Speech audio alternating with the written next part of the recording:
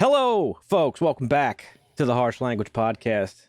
We have a new face here today. That is not Dusty. No, that is Dusty. You didn't hear? Oh, yeah, he had surgery. He went through a transformation. Yeah, oh, yeah. And became British. and became British. Slightly bald. He went from having long hair and a fucking ZZ Top beard to a mustache, almost no hair, and British.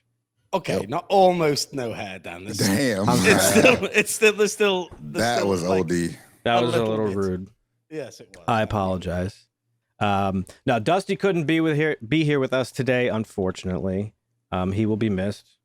May he rest in peace. No, he'll be back probably next week. But we do have a guest today. Is our friend Darren, a.k.a. Mr. Tribizzle himself. And Darren is the CEO of Soniqs Esports. And one of our previous guests, Owen, Machine Gunner USMC, works for Darren. Darren's his boss. His boss. Yeah. Ooh, big. Yeah. So Would you say that you call him Lil Bro on the regular, or? No, not really. I've known him for a lot longer than he's worked for me. Yeah. So we have a good relationship. He's always looking homeless and homeless. Mm-hmm. As I say, he looks like a longshoreman most of the time. Yeah. I like the sanitary worker. Oh, yeah. The Garbage. I called him a garbage man the last time we played. Or a homeless Assassin's Creed when he had his hoodie on, That was a good one. It was. Also, worth noting, Darren is one of only two people that I can stand playing poker with now. It's not. Yeah, so that's big. That's big. Yeah, our poker nights are They're rough. They're rough. Yeah. Especially when you have a monster hand and you just get rivered. Like what happened to me. Well, at least you've won. At least you've won. That's fair. I finished second place like 6 times. Yeah. Oof. That's gotta hurt. That is true. Hey, listen, eventually you're going to win, and it's going to be a big one where like Tig and Owen bought back like 17 times each. I didn't see it. You'll see. I didn't see it. It'll happen. It'll happen. I promise you. Yeah.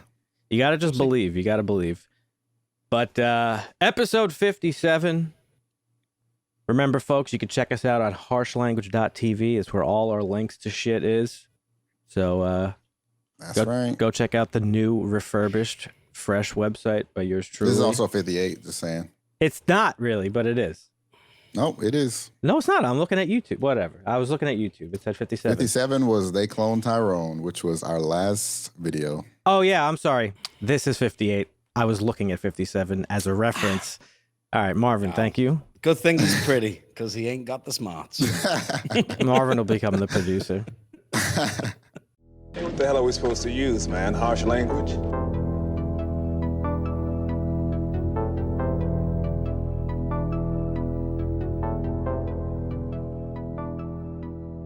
Yeah, how's everybody's weekend doing? Weekend was pretty chill. Started playing Remnant 2. Oh, yeah? That game's pretty good. Yeah. You put Diablo aside for a minute? Yeah, I'm waiting for some updates. Diablo's not too hot right now. Dropped the ball a little bit with that. But okay. Yeah. So I haven't been watching much though. I Sorry, quit Diablo. You quit Diablo? I quit Diablo, and me and Joe, who's another one of my employees, have been playing, I don't know if you guys ever played this, but Titan Quest. Titan Never Quest. played that. I don't think I've even heard of it. Titan Quest. I think it came out in 2006. Oh, shit. It's like the same style of like Diablo style game. And Mobile game. No, it's not mobile. It came out in 2006. Yeah. Okay, I see. Then probably ported it over, but yeah, we've been grinding that at nighttime, man. Honestly, a game that's nearly 20 years old. I think it's better than Diablo. But that's what we've been playing in the wee hours of the morning. Sorry to interrupt. Carry on. Nice. No, you're good. Yeah, no, that's cool. What was the other Diablo type game back in the day? There was like a couple of them. One of my friends was like fucking obsessed with it. Maybe Path of Exile. Older. Maybe. Older? No, I don't know. Older? He used to just be obsessed because you could like dye your clothing, and like you can go to like the merchants and buy dye. And he was like, "Oh, I found black dye, but it's like super expensive." Oh shit! I know exactly what you're talking about as well. I can't remember the name of it. Same thing. Yeah, it was almost like a Diablo clone. But yeah, those games. I've never gotten into games like that. I don't know why. I referenced it here before, but I had a friend from back in the day that I grew up with. He was like addicted to the first Diablo. He like wouldn't leave his house. We would go to fucking ring his doorbell to like play football and shit, and he would just be like pale and translucent and be like, I can't, I gotta play Diablo. So not for me. I never really played it growing up either. I grew up playing like I was a big MMO player as a kid. That's all I played. Yeah. Time. I've never played Diablo before 4 actually, so this is first time for me. I got to give you credit, Marvin. You're like you're willing to try anything. Yeah, for the most part. Like the anal of fair chance. The anal of video games. Like you'll do it all. You don't give a fuck. Try everything once. At least. I can't do it. I don't know if it's just because I'm older now. I refuse to play like these top single player games that come out. I've never played like Red Dead Redemption, GTA. Damn. Apart from the old ones, I remember playing like GTA when it was 2D. I do too, actually. I don't remember that. Yeah, that game was like, great. I just don't ever think like if I sit down. I tried to play Jedi Survivor the other week. Mm. Oh yeah, and I played like 3 hours of it over a weekend. I just couldn't sit down for more than 35 minutes without turning it off. I've always been must be an old thing. I've always been very picky with video games, but I've noticed that as I've gotten older, I am having more trouble playing like single player games, which usually I like love. And I don't know if it's because of like the quality of games these days. It's just not grabbing me. It's just an investment. I think it's just such a time investment now. Well, that's what I like. I like to just sit and chill. FIFA, dude. Like, you give me FIFA, I'd sit there and play FIFA for 10 hours grinding the leaderboards. Like, well, that's objectively the best sports game. So, I mean, I don't blame you. I mean, it is the best sports game. I don't even like soccer. I mean, football. Sorry, I don't want to offend. I went in Rome. Went in Rome. I don't even like soccer, and I know FIFA is like a great game. Oh, but perfect. Yeah. I got the short end of the stick with sports games. I'm a hockey fan, and it's the only sport I like. And EA Sports hockey games are absolute hot garbage. So, but how did you get into esports? Would you mind telling us the story? Didn't ask me what I did this weekend. That's fine. No, I'll get into it, but I want to know. My weekend doesn't fuck my weekend. I'm gonna get into it, but I had a great weekend. I hope you did. But I want to transition from the video games into how you got into esports specifically. Then we'll go back to the weekend shit. Good question. No, I used to be. So my background's in professional soccer. Okay. And golf. So I was as a player. I used to play until I was about 17. Oh. 16, 17. I didn't know that. And then I transitioned into coaching at an early age. I coached pretty high level. Worked with my boyhood club where I played, which is Everton, which is unfortunately still a Premier League team, not very good right now, but worked there for a while. Worked down in the lower leagues as well, getting coaching badges and doing my thing. So you were Ted Lasso, basically, but probably less positive, I would imagine. Way less positive, way more angry. Fair. Worked a lot with academy teams, developing youth. Oh, that's cool. More than senior teams. Then I was always video gaming back in the day. I started streaming when I was about 21, 22, maybe. Oh, wow. You were like on the forefront. Yeah. And then early adopter. I kind of hit it big with Hearthstone. As you know, I still play Hearthstone to this day because I'm a psychopath. Right. That's the card game, right? Yeah, yeah. I was just playing it just in the last hour, just whilst before coming onto this, and tilted myself off the face. So yeah, no, I got into that, and then I was like streaming, and I was coaching at the same time, and I started making so much more money live streaming that I decided like I'm just gonna like give it a rest, and just focus on live stream. But I was living in England at the time. My stream hours were 11 p.m. to 7 a.m. 6 days a week. Oh shit! Oh my god! Yeah, it was bad. You were grinding. Yeah, back in the day, it was bad. But I had an American girlfriend at the time, so she'd still be up for most of the time I was awake and stuff, and we'd do fun content together as well. And then I remember going to TwitchCon in, I think it was 2016. And I bumped into, I was speaking to people at TwitchCon, had fun, had a great time, one of the best TwitchCons I've ever been to. And then I was flying home and I bumped into, you might not know him because if you're not League of Legends followers, but I bumped into Trick2G in the airport. I know him, not know him, I know of him through Owen. Yeah, so I bumped into him in the airport, and I was like, "Oh, Trick, I watch your shit all the time. You're awesome." He's like, "Oh, you know who I am?" I was like, "Yeah." And he'd missed his flight, so he ended up on the same flight as me. We stopped off in Atlanta.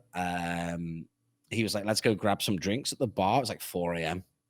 I was like, "Let's do it." So we ended up smashing drinks back for like a couple of hours, 2 hours, something like that. Yeah. Until our next flight came, and he had just started an esports team out in Las Vegas playing in League of Legends Challenger League, as it was at the time. Yeah. And he was explaining the problems that they've been having and whatnot. And obviously my background with sports and working with young adults and all that, I was trying to give him advice, and he just turned around to me and he said, "Look, will you fly out and like help us out?"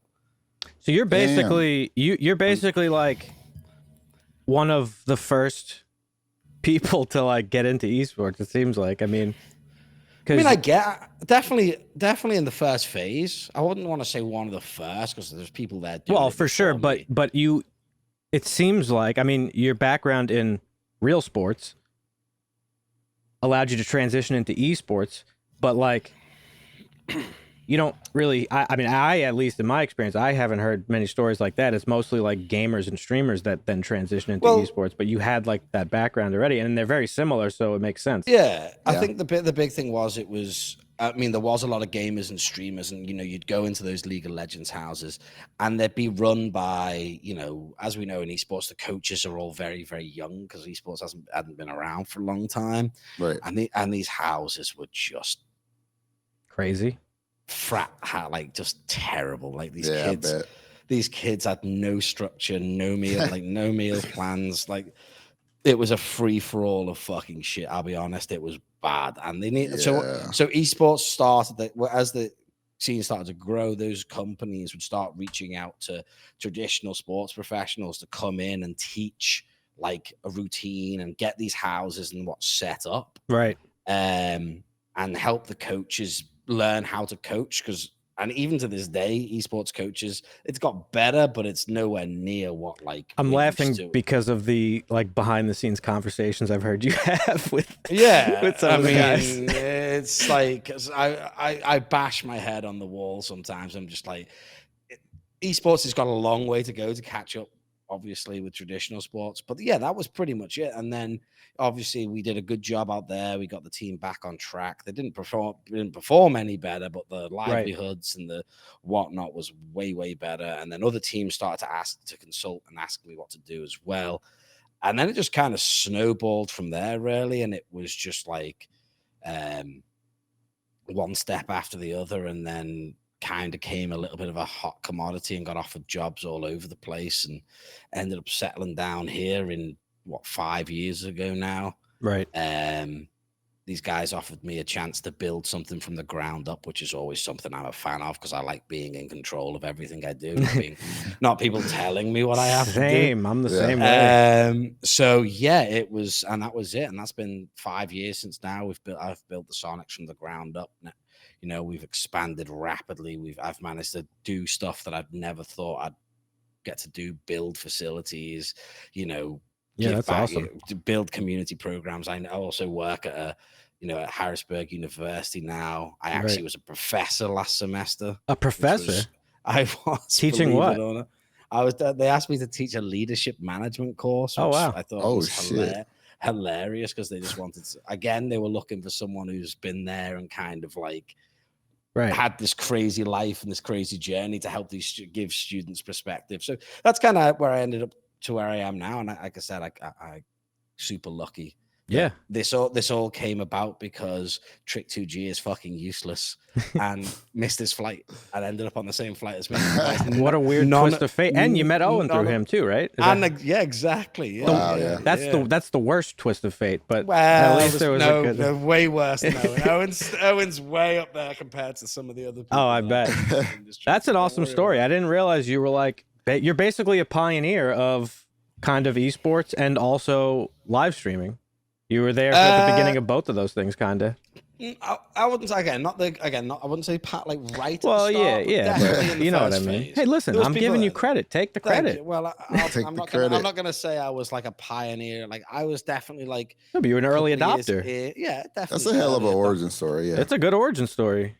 Yeah. And think about you mentioned something too that I wanted to. I took a little note because it was impressive. You're one of the only people I've heard refer to a live stream this way. You said when you were talking to Trick 2G, you said you liked his show.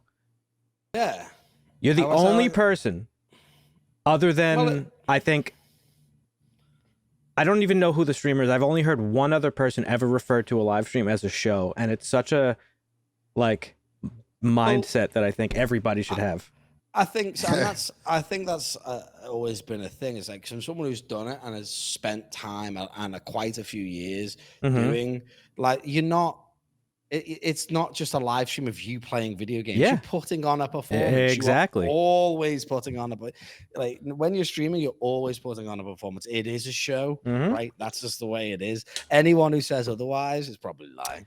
But if you're a big streamer at the time, which to be fair, I'll give myself some, I used to pull in a couple of thousand viewers, which back then, that's good. Was a lot. That's still, I mean, it's still a lot, really. Still a lot. Well, in the grand scheme of things, it's like, I mean, the 1%ers pull more than that, really, Yeah.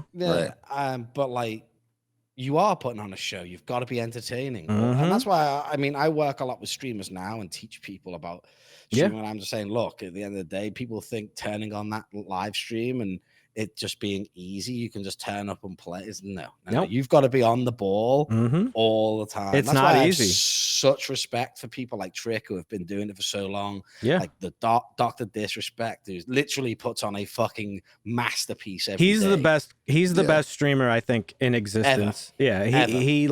He's the only one that I've ever seen that like truly understands that it's like he creates an experience for his viewers. So I actually remember seeing him in 2016. I was walking through Twitch. I had no idea who he was, right? And it was just this. And the crazy thing about it was he was just walking through the floor, and I was like, "Who the fuck is this massive?" Yeah, and I've met him a few times now, and I'm 5'9", and he is. I look like a child. I have a picture. I have a picture of me and him standing next to each other. I'll send you in a minute.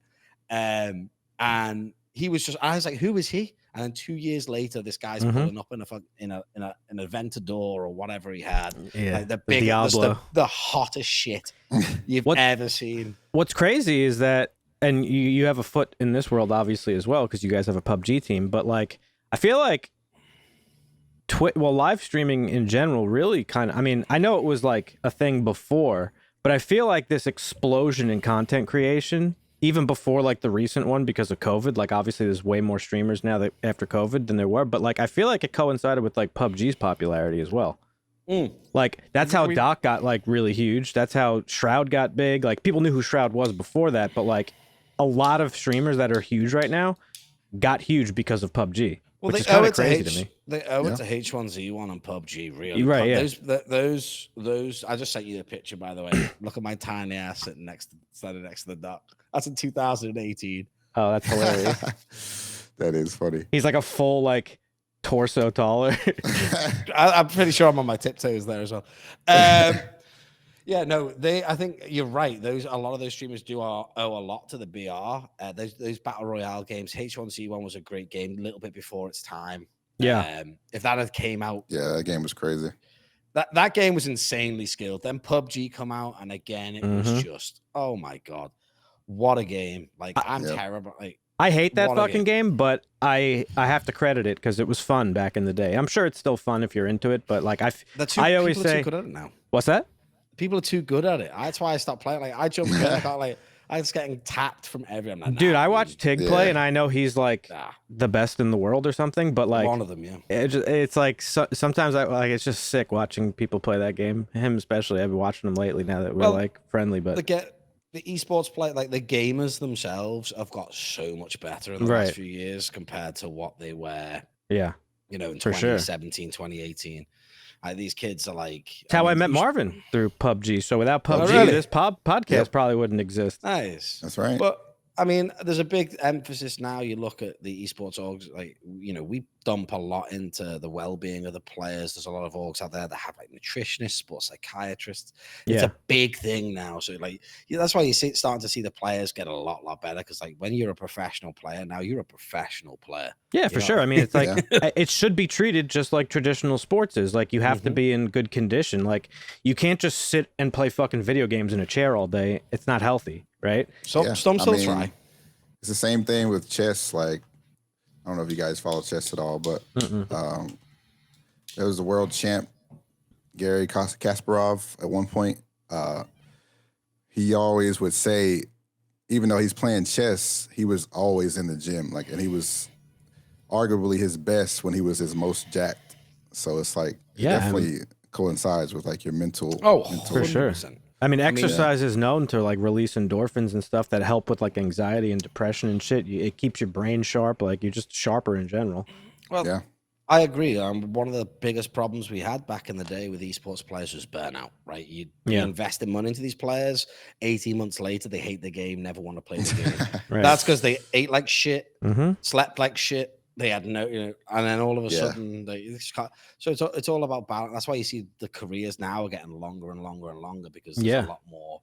And there's quite frankly a lot of like predatory products I feel like out there on the market, like energy drinks and all sorts of shit, and they're like pumping people full of fucking sugar and caffeine while they're just sitting gaming 24 hours a day. Well, I don't know about G Fuel specifically, but I just know like I was working for a supplement company, like a legit supplement company. Who does like they make like workout shit like creatine and pre-workout and all this shit. Yeah. And the guy was like, I was talking to him about esports and he was like, he's like, we should like sell our pre-workout to streamers. I'm like, bro, they'll fucking their hearts will explode sitting there playing a fucking video game on pre-workout. Like what? They'll be great for that 1-2 matches though. Yeah, right. Right. But But yeah, just to circle back to your reference of of calling it a show. Like as you know, I'm a graphic designer. I've worked with several streamers, and I always, when I have my like, you know, conversation with them, like trying to figure out like what we're gonna do, you know, I try to explain to them because a lot of streamers are younger kids and they don't really think beyond the now of like, oh, I just stream and play PUBG. It's like, yeah, but if you want to build a brand, you have to think beyond that. You're not going to be playing PUBG forever. You're not going to be doing whatever it is you're doing forever. And like part of creating a brand for yourself, especially in live streaming, is that mentality of like, no, this is a show. Like you have to treat it like a job and treat it like a TV show. Like you put in work and it will elevate. People will notice that stuff, especially in a field that's like so saturated, right? Like it is very saturated. There's millions and millions and millions of streamers, and like just me, if I'm browsing Twitch, like I click off of streams so fast. If like you could tell instantly when somebody's just clicking go live versus like when they're actually like putting some effort into it. You know what I mean? Oh yeah, 100%. So you can't, like I said, you're so saturated right now. You need to stand out. Just being good at the game is no longer good enough to be the best. Yeah, for sure. I mean, and Doc is a great example of that because he's generally like he's good at video games, but he's not like the best of the best. But it's because of all the other stuff that he's got going on that like makes him so entertaining. There has never been a streamer who puts production quality into the forefront like he does. His production is like this guy must never stop. Yeah, I mean, and it shows because it's fucking great. But and I will say this about the Doc, and I've met some streamers, I'm not going to mention love and hate, whatever it may be. But every time I've met the Doc, he is the nicest guy. I remember he would stay behind, like at that event that I just showed you the picture, he stayed around behind for hours meeting fans. Every player he stopped to talk to. If the player wanted to speak to him, he'd give them his time. He was recording their fucking voice note, like answer phone machine messages on their phone and shit. He had so much time for everybody. The guy was an absolute legend. Anytime I've ever seen him out of character, he seems like a pretty humble dude. And it's weird because a lot of people will be like, I fucking hate that guy. He's so arrogant. And I'm like, how do you not get that it's a character, dude? Like that's the character. He's acting. Right. I've never had anything but great things to say about that man. Like I've met him multiple times now, and he has always been I honestly thought my girlfriend at the time was going to run away with him. She loved him more than I did. Well, Hey, never. I mean, listen. She was infatuated with him. There's worse people to lose a girl to, I guess. As long as it's the dark, I'd let it. Well, that's a awesome origin story. I didn't realize all of that stuff, so that's really awesome. It's been a journey. Good for you. Thanks for Biz Lasso. That's what they call him. Biz Lasso. That's it. I need a sign that says "Believe." Yeah, right in the background. Yeah. So thanks for sharing that. Now we can circle back to how was your weekend? What'd you do this weekend? You know, my weekend was actually fantastic. I had a great weekend. Yeah. So Friday. I can't remember Friday. So let's forget Friday. I did something cool on Friday. It'll come back to me in a minute. It was cool. Just know that. It was cool. It was a cool Saturday. It was a cool Friday. Saturday, so at the university here, we do our concert series. We had The Roots in town. Oh, shit. So it's an outdoor concert, about 5,000 people. It was pretty sweet. That's awesome. I love hanging out with people that I work with and drinking beer and listening to music. Then Sunday, the best day of them all. Woke up early, perfect day. Played golf. You lost me at woke up early, but go ahead. Woke up at when I say early, I was I was ready to play golf at 10:30. All right, that's not that early. Got there, played golf with my golf partner. Played one round, had lunch, played another round. Just shot some incredible golf. Played some of the best golf of the year so far. I don't know if I told you this, but my cousin, she's 22. She's a pro golfer. She went to school for it. Yeah. Oh shit. Had a scholarship and everything.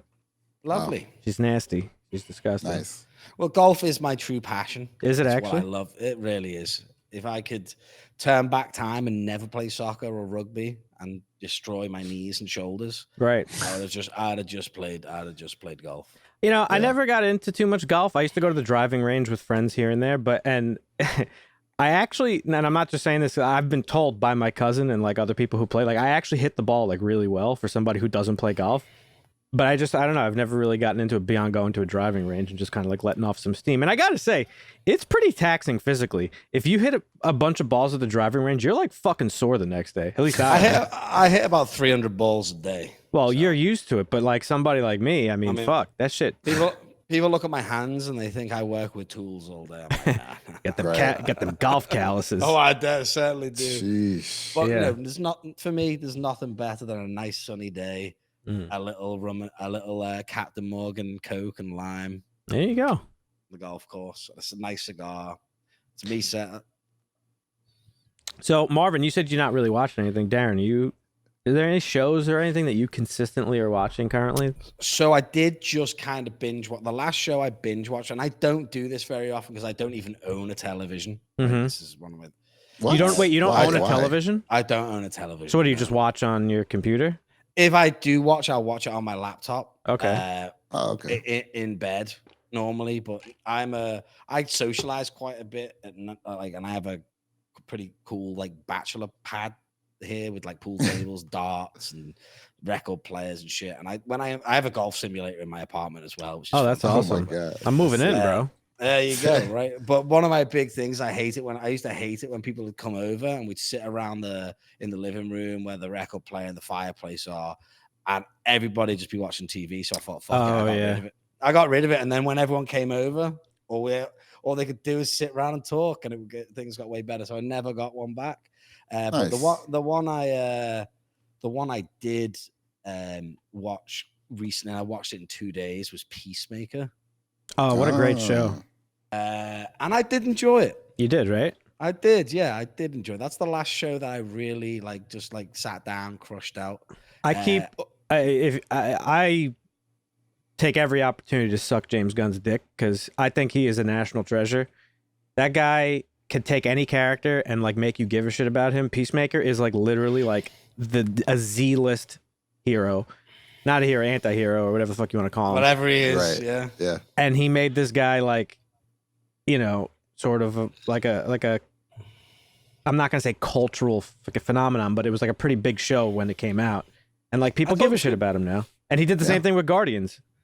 Oh yeah. Well, I gotta say, I never knew anything about Guardians of the Galaxy when I went into it, and it's probably my favorite 2 Marvel movies. Yeah, you're not alone. It's a lot of people's favorites. 2. Yeah. 3, I didn't like so much. Really? That's You interesting. didn't like 3. Wow.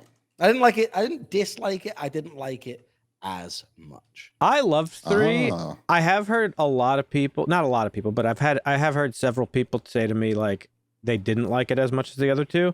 But maybe you're not in this camp, but it seems like they had trouble sort of either adjusting or accepting the fact that, spoilers, that this is very much Rocket's trilogy. Like it's Rocket's story, right? Like, yes, it's a story about the family and them getting together, but really it's his story.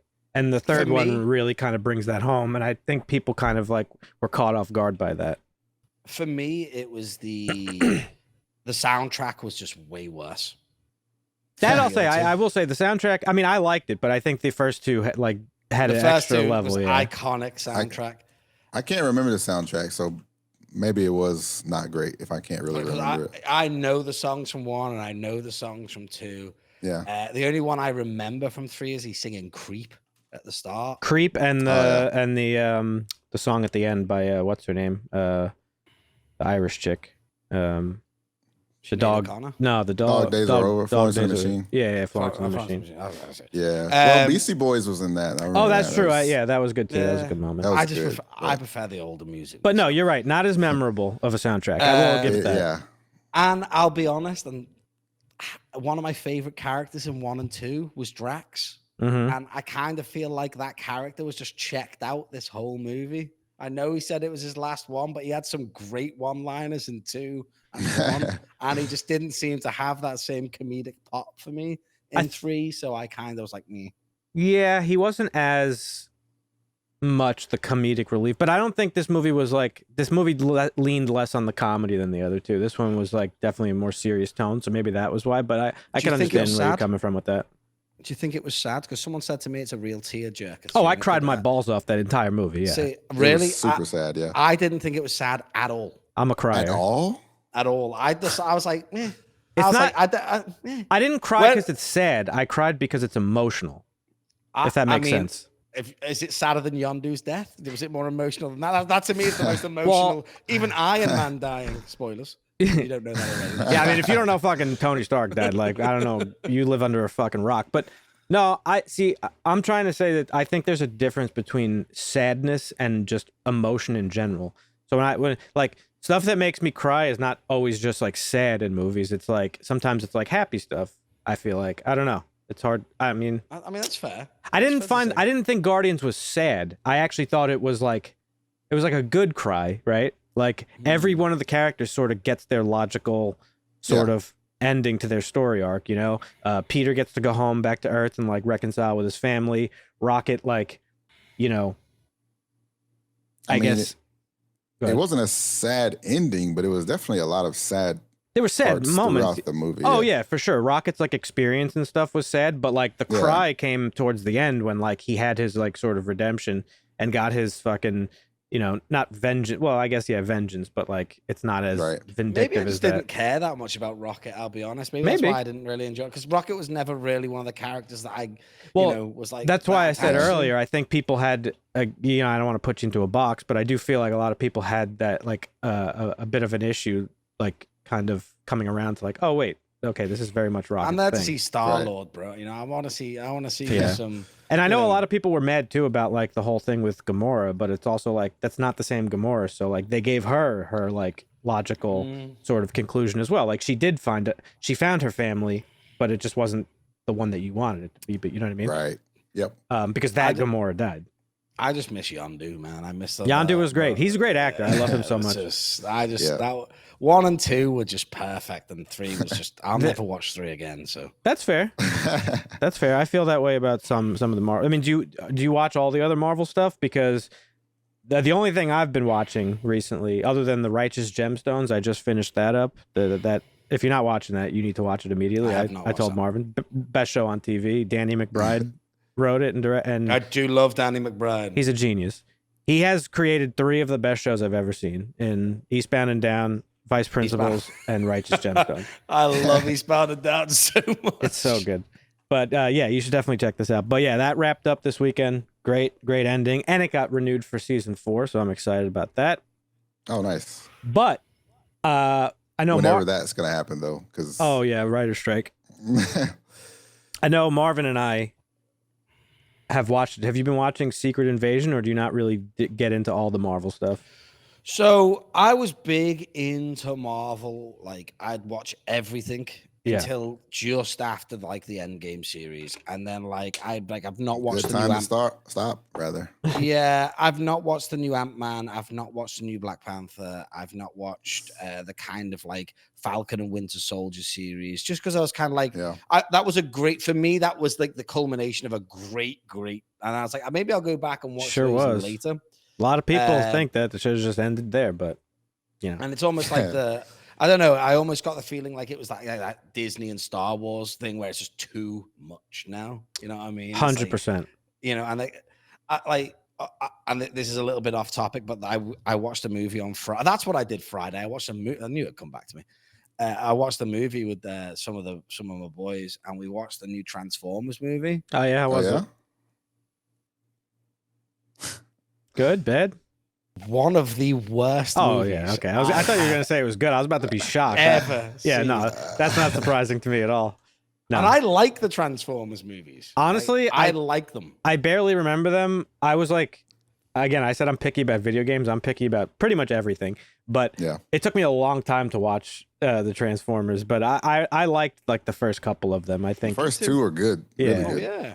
But then I don't Megan know what Fox happened. Over the trunk of that car is iconic in every young man's. Yeah, absolutely. So she became a goddess. Well, yeah, it was so bad. Please watch it. Watch it. Maybe. And then just be like, know. what was that? And I've watched some of the reviews and people are like, yeah, it was pretty good. I'm like, I don't know. Well, listen, some people. Worst acting I've ever seen. One of my buddies, shout out to Ed. He loves the Fast and the Furious series, but he knows it's bad, but he likes it because it's just like fun to go and just like watch and like, you know, it's just like a kind of fun time. But he doesn't take it seriously in any capacity where he's like, nah, this shit was fucking great cinema or anything like that. I've not watched the recent ones of those either. But so Secret Invasion just wrapped up, and you know, that shit was terrible.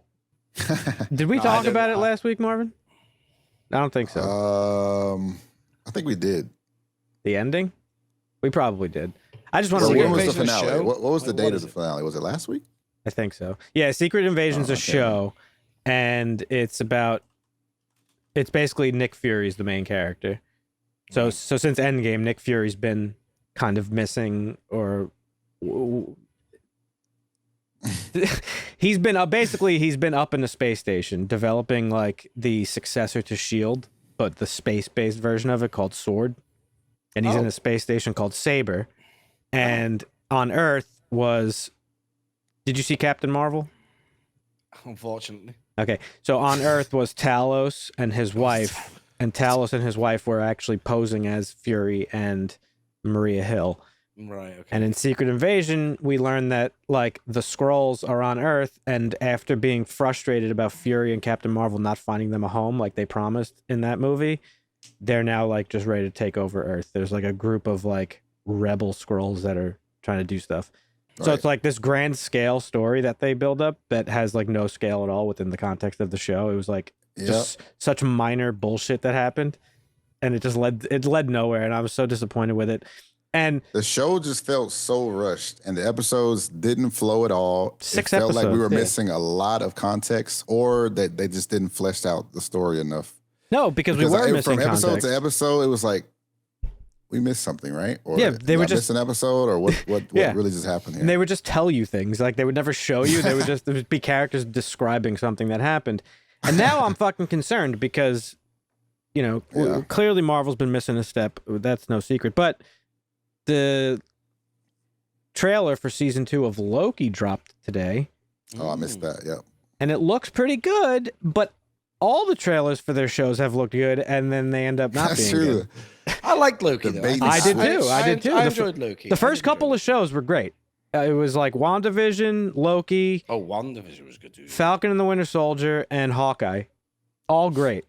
And then She-Hulk happened, right? Or was it Miss Marvel first? No, then it was Moon Knight, which was I devastating. like Moon Knight. Did you not like Moon Knight? No, I liked it. We hated But it. I knew nothing about him. So I went into it not knowing anything about Moon Knight and I like that actor, so I enjoyed it. He's great, Oscar Isaac. I love that actor. He did a great job, I think. Yeah. But, and there were some good things about the show, but the show just, I don't think, really nailed it.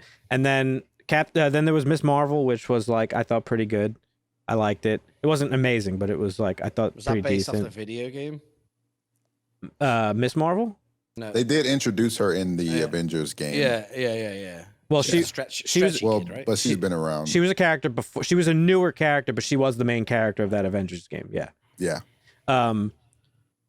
Yeah. So that show I thought was good, and then there was like, She-Hulk, which was like, it wasn't I amazing. didn't watch She-Hulk. I couldn't.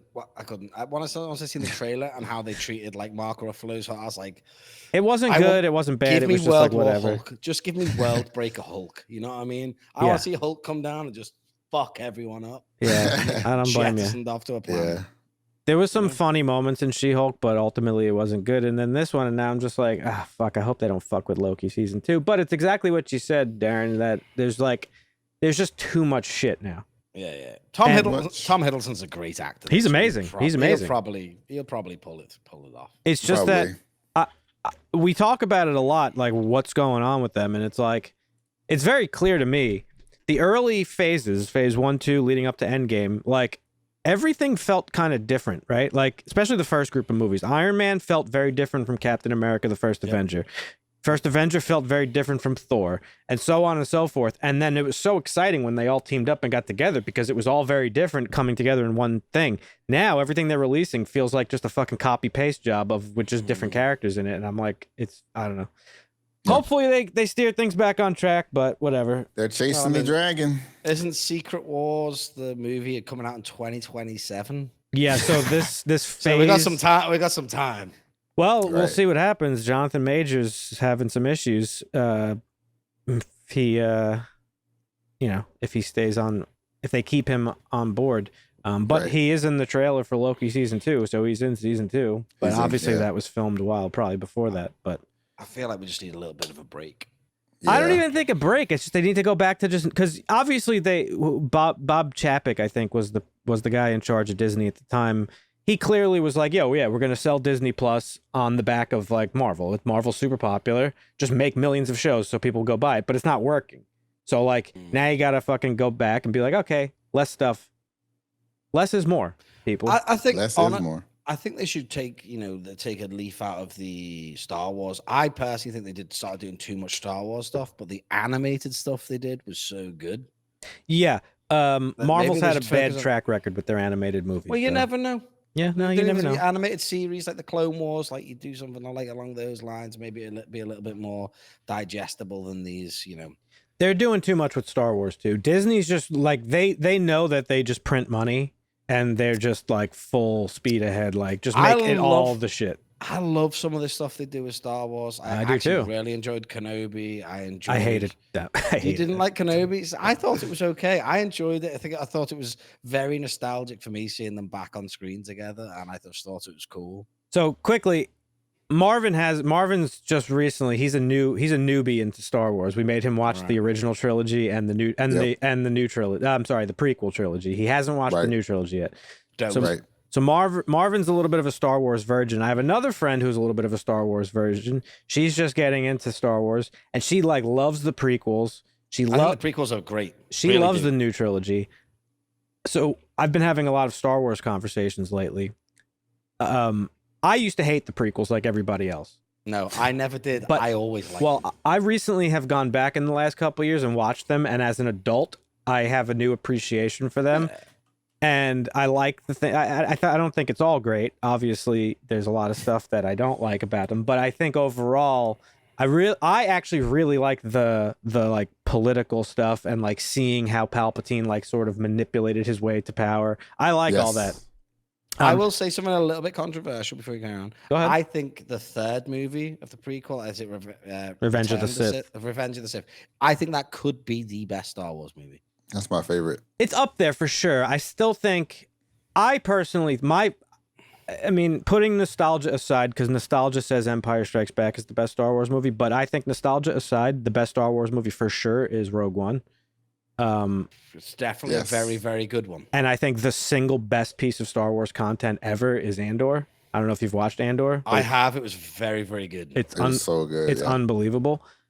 And that's right up my wheelhouse with the fucking I think the Sith and the Jedi and all this bullshit, the very special boy in space, like all that stuff is cool. But like I'm so sick of it, and Andor was so refreshing because it brought Star Wars back to what it originally was about, which is just about like the rebellion. The people. It's about people rising up against oppression. And that I think is the best part of Star Wars. So that's why I loved it. But I'm so sick of talking about Star Wars now because like it's gotten to such a point where, and I'm not saying this because we brought it up. Why'd you bring it up? No, I've been talking about it with other people too. And like now Dan's pissed. Everybody has their own like interpretation over like the Star Wars mythology. And it drives me fucking crazy because literally George Lucas like put together this sloppy ass fucking script that like 4 other filmmakers of the era, Steven Spielberg and James Cameron and all these people like helped him to I forget the other guy who was big at the time, Coppola. Like they all helped him like make Star Wars what it is. And it's just the most basic story that has ever been told since the dawn of civilization, which is good which is bad versus good. That's all it is. And like he was inspired by like his relationship with his dad, I think, which was like strained.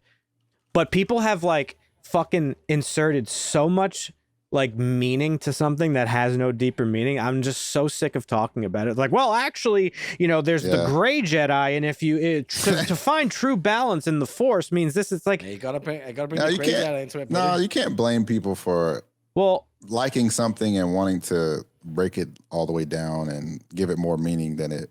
I like it too, and I love doing that, and I've done it myself. I did it here on the podcast with you and Dusty. I'm just sick of it now. That's all. That's all. The new movies were just terrible. Honestly, they destroyed the new movies were awful. Yeah, horrendous. They just destroyed my love for the franchise for so long. Damn. I had to go back. Honestly, what refreshed it was Andor and the Mandalorian. Andor's like really next level though. It's like not even close.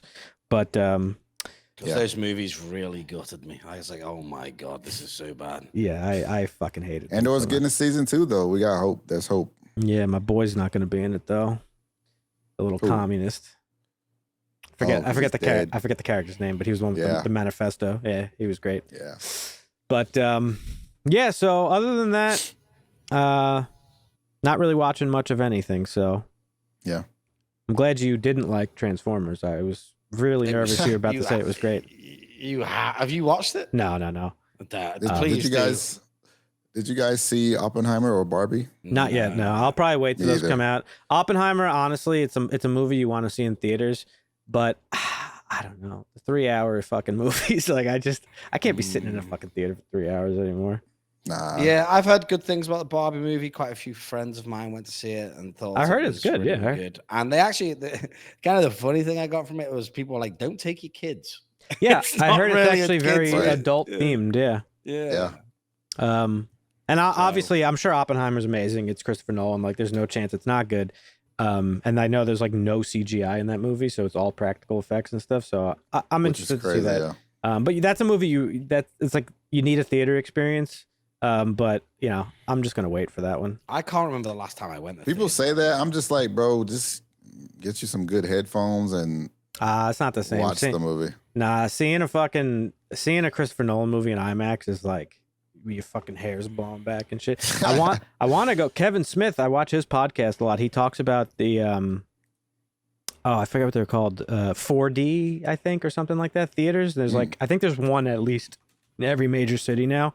Yeah. But like it's like super immersive. It's got like a widescreen that like wraps around the theater a little bit, and your chair fucking like moves. Nah.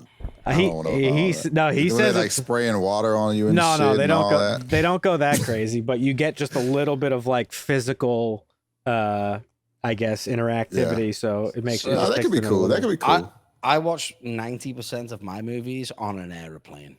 Really? I technically get like the moving seat stuff. There you go. Turbulence. Hey, don't get some of that turbulence. I was reading an article about the plane that dropped like 1,000 feet in a couple seconds or some shit. Yeah, I would die. The fucking flight attendant that hits the fucking ceiling and shit. It's like, that's oh my happened God. to me. It's happened to me once. I don't Fuck think it was that. I was flying somewhere and that plane just dropped. and people like luggage when people were hitting the ceiling and like dropping back down. Yeah, that's fucking flight scary. attendants was like yeeted. I already don't like to fly. If that happened to me, neither. forget about it. Oh yeah, Dan's scarred for life if that happens. You're scared to fly? I don't like flying. I'm not scared to fly. I just Well, do you don't get like it. anxiety? Well, that's because you take Biz takes fucking 30-hour flights. That is true. I Yeah, do you're take used to some that. long I would ones. hate Those- flying too if I had to fly fucking 30 hours. I'll be honest. When you're on it's the worst flights are those little domestic flights. Really? Really? You put me on a 15-hour flight to Dubai. Those things are like flying fortresses. You don't feel anything. Oh, that's fair. Really? Yeah, they're That- like That they're so actually big, makes sense. and Yeah, they yeah. fly so hard. Like they're just like Yeah, that makes those sense. little 2-hour, 3-hour hops in the US.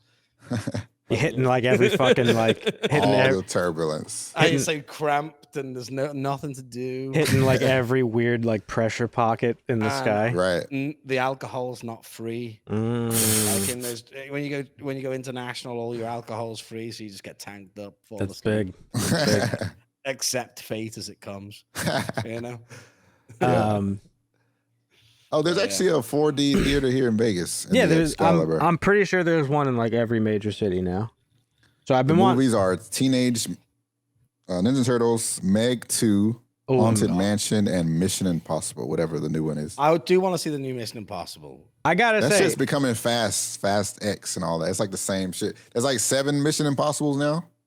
yeah. Some shit like that. Yeah, but That's they're ridiculous. all good. All right, we had this conversation the other night. This would be a good question for you guys. Has Tom Cruise ever made a bad movie? No, just straight I up don't hasn't. think he has. I don't think he has. He Let's hasn't. see, There's a couple, let's but see, he really let's hasn't. see.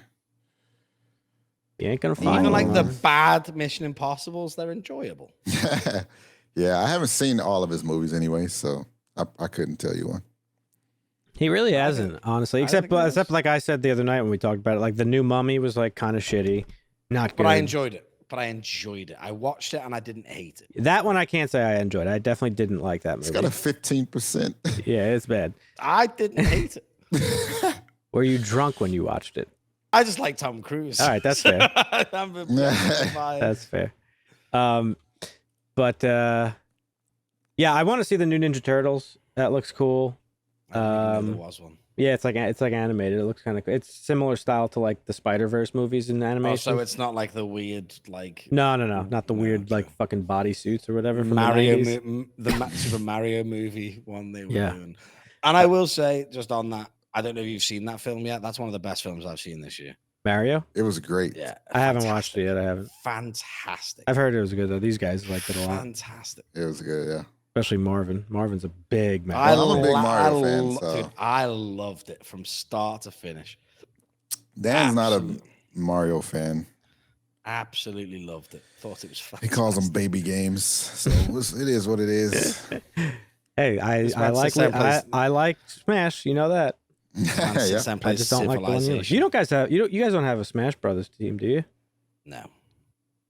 Marvin's There's big into the Smash you Brothers. don't want to get esports. into this. There was I a lot mean, of we did get into Smash for a little bit, and then there was a lot of controversy. Oh We boy. won't go into it on the podcast, but Yeah, there was that's fair. not a lot of money in it. Not just there's a lot of controversy. Smash players, Smash community is different. Oh. Very, yeah. very They different. got a lot of pedos. Oh, Yeah, that's right. fucked up. It's But the truth, man. all right, so smooth transition incoming. Since we were talking about Pedos. no, since we were talking about like Teenage Mutant Where you Ninja going with Turtles. this, Dan? Teenage Mutant Ninja Turtles. We're gonna get into the news. Dusty's not here to provide to give it to us This is himself. gonna be bad. No, he provided me with the news. He gave it to me. Oh, that's right. Okay, we're good. I'm sick of you Saved. saying that I did bad news that time. It was No, good. We did bad news No, that no, no. time. It I'm not was putting good. it on you. It was us. good. It was But terrible. I'm here now. The news will be fine. Yeah, we're gonna get into some news segments. We'll use Teenage Mutant Ninja Turtles as our transition. We were just talking about it. As you said, it's coming out this week. So Teenage Mutant Ninja Turtles: The Last Ronin. I think it's a 5-book series. I think the author is Kevin Eastman. It's supposed to be pretty good. Second book in the series drops December 2023, so coming up. And there's also a Teenage Mutant Ninja Turtles video game coming out with no current date set. And I think this is all. I didn't know there was books out. Marvin, Ninja Turtles was originally a comic book back in the day. A very valuable comic book too. In fact, did you not know that Teenage was a comic book? I did not know that. Started as a comic. And let me tell you something. The world needs more Ninja Turtles content. I used to fucking love those cartoons when I was a kid. Biz, you and I are similar like age. Oh, yeah. How good were those fucking shows, dude? So good, dude. And the most notable episode with a little fucking like alien Xenobites in the sewers. Remember the yellow things? No. I love that fucking show, man. And the games, all the games on Nintendo were so good. Turtles in Time, dude. In the arcade, that game was lit. Playing it with 4 friends at once. So good. All right, okay. Serious question. Rank the Turtles from best to worst. Oh, that's hard. I was always a Donatello guy. Same. And then Raphael, then probably Mike, and then Leo. I could stick with that. I like how they all have their own unique personalities. Like Donatello's like the scientist guy, Raph's the fucking rebel, Leo's like the leader who's like fucking, sort of like very by the book, and then Mike is Mike. I always like them per weapon, and I just love. I like the one that uses the nunchucks. That's Michelangelo. That's Michelangelo. Yeah. Oh, Marvin, you need some Ninja Turtles in your life. We might gotta make Marvin watch the '90s Ninja Turtles movies. We might have to. Well, maybe not the movies or the cartoons. No, those movies were good. The first 2 movies were good. The third one, where they go to like Japan and shit, was terrible. But the first 2 were fucking great. It's kind of nightmare fuel, though. There's the makeup for sure is. It's scary. The teeth. So we're getting more Ninja Turtles content. That's kind of exciting. Nice. We were talking about Transformers. You said you mentioned it. Well, we're getting more Transformers content. No surprise there because they make money. Apparently, we're getting a Transformers and G.I. Joe crossover. That was mentioned in the movie. Yeah. Michael Bay. Oh, okay. Oh, was it actually? Yeah. Oh, okay. Okay. Was it like any relation to the G.I. Joe movies that came out like several years back? I can't remember. I never watched those movies, I'll be honest. Okay. And I can't quite remember what the crossover was. I remember G.I. Joe being mentioned at the end, but my brain was so mushed out at that point. Yeah, that's fair. That I was just like, honestly, about 20 minutes into that movie, the people I was watching, a few of us watched it, were like, I can't wait for this movie to end. It's so bad. Was it long too? It wasn't super long, but it was so bad that we just watched it because it was kind of a meme. Yeah. Sometimes it's fun to watch movies that are memes. No, it wasn't. It was 2.5 hours. That's the same fucking length as Dune, bro. That shit is long. I wasted 2.5 hours of my life watching that shit. No, sorry. It was a little over 2 hours. I must have been drunk. A little over 2 hours. So we are getting a crossover. Probably won't be good. Michael Bay almost didn't let the crossover happen, apparently, but Paramount CEO Brian Robbins said to Variety, I called him 50 times. I would not let him off the hook. And when he finally stopped dodging my calls, we got him to sign off. Hasbro and Spielberg are apparently on board. I'm assuming Spielberg's like an executive producer or some shit. He just like throws his name on shit and makes money. So I don't know why Michael Bay didn't really want to do it, but I don't know. It's probably a good thing. Well, apparently now the Transformers can like morph and make like Mega Man. Like one of like. Oh, they all get together and like. No. So one of the Transformers like becomes a bodysuit for one of the actors. Oh, and the actor's kind of like Mega Man. Oh now. Shit! So it was like that. I didn't know that was one of their abilities. Yeah, it was terrible. It was fucking terrible. Another quote is, we were about to start a script when the writer's strike happened, so our hope was we were going to have it for 2025, but I think the longer the strike goes on, puts it more in 2026. So who knows when that shit will come out. If there wasn't a writer's strike for that movie, there should be now. That might be one of the movies that might benefit from AI writing it. Honestly, they just don't write it at all. Yeah. Yep. Yeah. I have a I don't know. I have that feeling about a lot of fucking things. Namely The Witcher. Ooh. It was Never only watched season 1. Never watched season 2. Just don't watch anymore. Then you're good. Don't even You don't have bother. to watch anymore. Yeah. And the fucking Season 1 was cool. the showrunner, like it, I think it recently came out. She said like, "Oh, Henry Cavill was like super annoying that he was so into the role." It's like, bitch, why are you even making this if you don't care about the source material? Because he cares about it. That's Yeah, why I'm it's super insane. excited for it. I'm a big Warhammer guy. I can't wait for his. Yeah, adaptation. he's Oh yeah, I doing forgot that. about that. And that's like his shit too. That's a movie or a show or what? He's doing a Well- show, I'm pretty sure, on Amazon. Nice. Um, Amazon's got some good stuff. yeah, they do. They took on my favorite movie franchise of all time. Didn't Which? melt my Lord of the Rings. Oh yeah, Did you watch that show? I still What'd you haven't. think? I still haven't watched I haven't it. watched it.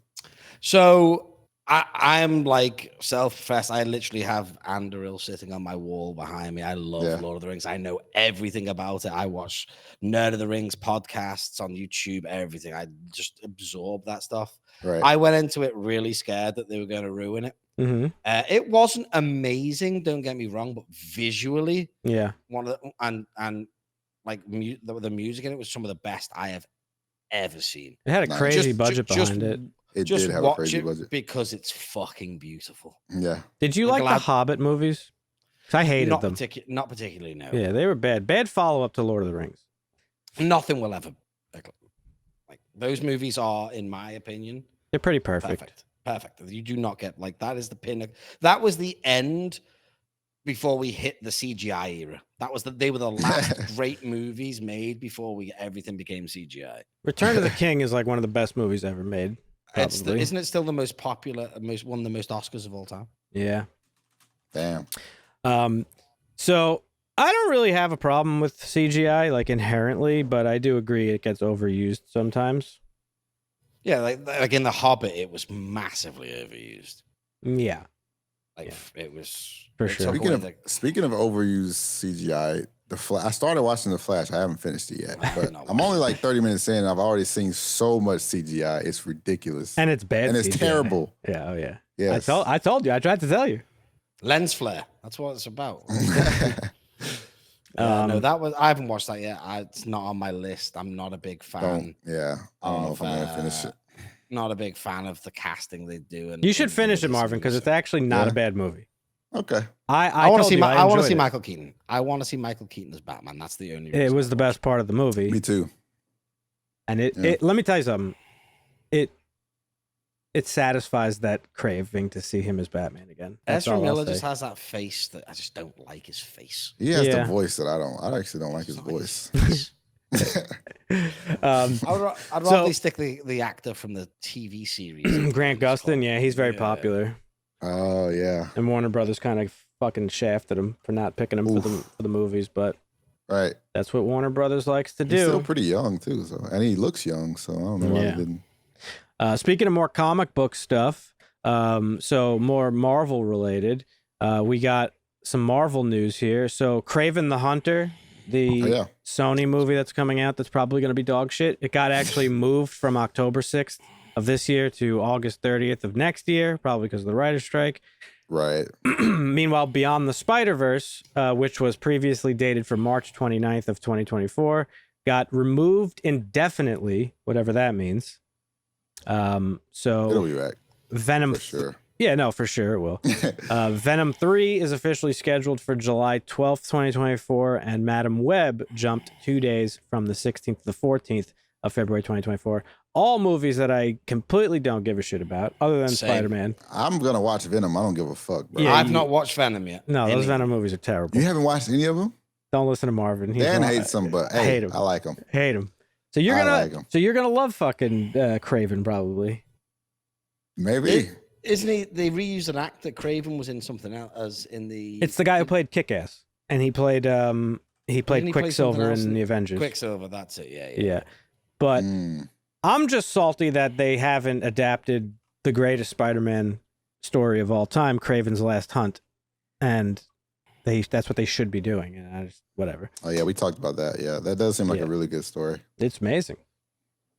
So still within Marvel news, Jessica Jones is Oh. is reportedly still in development, and apparently Show? it's going to be probably a show on Disney It'll be a Plus. show. I'm pretty sure it's a show. Yeah. Yeah. With the same chick? Yes. Oh, And apparently I never watched the original one, actually. it was good. And apparently one of the other actors from the show might be returning, David Tennant, who played season 2, or was it season 1? He played the villain in one of the seasons, Kilgrave, who is a bigger Jessica Jones villain. He was very good in it. He was Doctor recently in Good Omens, I think, which is He was on- Doctor Who, Dan. I know. Oh, yeah, well, Doctor Who, that's I know your he was boy. Doctor Who. I'm not I'm not a Doctor Who fan, but he was Doctor Who. Yeah. I've never seen it. And he I think he's the only other person other than Tom Baker who did it twice. Doctor Who, I think. I never watched Doctor Who, so Yeah, I know it's a huge show. I've never watched it either, but yeah, David Tennant. We love David Tennant. That's like one of those Harry Potter things. Just not into it. Mhm. Move on. I recently was forced to watch love Harry Harry Potter. Can't do it. I think I'm too old for Harry. Like, I don't know. Harry Potter doesn't do it for me. It You never are. has. You never are. Will. I understand that. It's got a very specific fan base, and it's like people who like either read the books or watched the movie when they were younger, or both. I watched it My now as a mom 37-year-old. loves I didn't hate it. I enjoyed them, but like it didn't resonate with me at all. I was just like, all right, this is cool. I My will say mum though, loves man. I'm just like, what? I don't get it. Watch Star Wars. Watch Lord of the Rings. I Something did like go see the Cursed Child show on Broadway. That was very enjoyable. that. Okay. Mm. And that's about Harry when he's older and like his kids at the school now and all this stuff. I did enjoy on a plane. I did enjoy like the Fantastical Beasts film. I thought it was okay. It was entertaining. I didn't see that one. But It's one of the Yeah. newer ones, yeah. That's like the prequel, I think. It's about how Jude Law- Dumbledore like Jude Law was in it. I'll watch anything with Jude Law in it because that's like Jude Law plays young Dumbledore. That's why I got snagged into watching Captain Marvel. What a mistake. It's not the worst movie, but there's worse Marvel movies.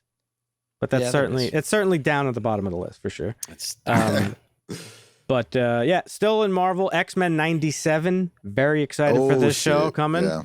The showrunner Bo DeMeo at San Diego Comic-Con said production's going really, really well. We're just in post-production on season 1, writing the finale for season 2, and season 1 airs late 2023. And I'm pretty sure that they could actually write this because animation isn't affected by these negotiations. Oh, that's interesting.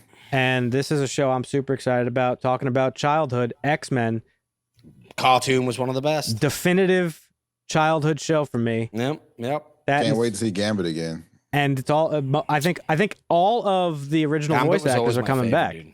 Gambit was my favorite X-Man. Gambit in the is cartoon. he's too cool, bro. He is too cool.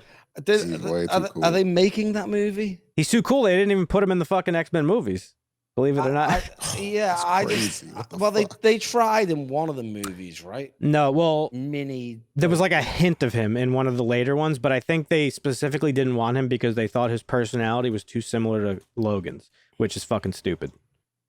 They're like not the same because they're like they have that rebel personality. I don't know. Oh Dumb, my God. dumb fucking Dennis lizard person Dude. writer shit. Yeah, what the fuck? Gambit and Rogue in the cartoons. They were that was the bread, Oh, wasn't yeah. it? I thought that show. I mean, listen. Saturday morning, you could catch me my ass in front of the TV watching X-Men, Spider-Man, the Amazing Spider-Man cartoon, Yep. and Yep. fucking Batman the animated series. 100% all the time. And And I was devastated when I was hearing rumors that it was Channing Tatum that was going to play Gambit. I was like, I no, hope he still is, but he's gonna be good. He loves the character. That's the thing. I don't care. He's not French. Yeah, but he could do the accent. He doesn't look French. I don't know. I like Channing Tatum. I think he would be good. We'll see. I think I told you I don't like him as. I think the movie's Gambit. still in development, but I don't know. More comic book movie stuff. Seth Rogen was recently interviewed with Polygon. He said a couple months ago now at this point, he came out and was like, oh, the Marvel movies are blah, blah, blah. Part of that, like, not real cinema fucking crowd, which is fucking stupid. But he was asked by Polygon, what's keeping you from doing a Marvel DC movie? And he said, honestly, probably fear. We really have a pretty specific way we work, me and Evan Goldberg, who's his writing partner. They've been writing partners for 20 years at this point. He said it's a fear of the process, honestly, and I say that knowing nothing about the process, there are a lot of Marvel things I love. It's mostly fear of how we would plug into the system they have in place, which seems like a very good system and a system that serves them very well. But is it a system that we would ultimately get really frustrated with? In other words, he's saying that the system's dog shit and he wants nothing to do with it. I guess basically saying how, like, while writers and directors might have like some sort of creative freedom, there's still like a guideline they have to work within. And I could understand not wanting to get involved in that. Edgar Wright didn't. He dropped out of Ant-Man because of that. And that's, I think, perfectly reasonable. Yeah. Yep. So he was kind of like simultaneously like shitting on it that they pump out so much content and also complimenting it. I don't know. But he did the Green Hornet movie that came out a couple years back, and I thought that was good. It got shit on, but I thought it was kind of fun. I liked it. I don't know if I saw it. 2011 Green Hornet? Yeah. Yeah, no, it wasn't great. It's not amazing, no. I mean, it's still like very much like a pre-Marvel comic book movie, but I don't know. If this writers' strike never ends, do you reckon we're just going to be inundated with John Wick movies for the next 5 years? No, I don't think we're going to have anything. We're going to be going back to the fucking. You don't need a script. You don't need a script for a John Wick movie. That's fair, though. They'll have AI start. They're going to bring back the silent movies. Can they do those? Yeah, I mean, man said 350 words in the 3-hour film. Like, that's a fair point. That is a fair point.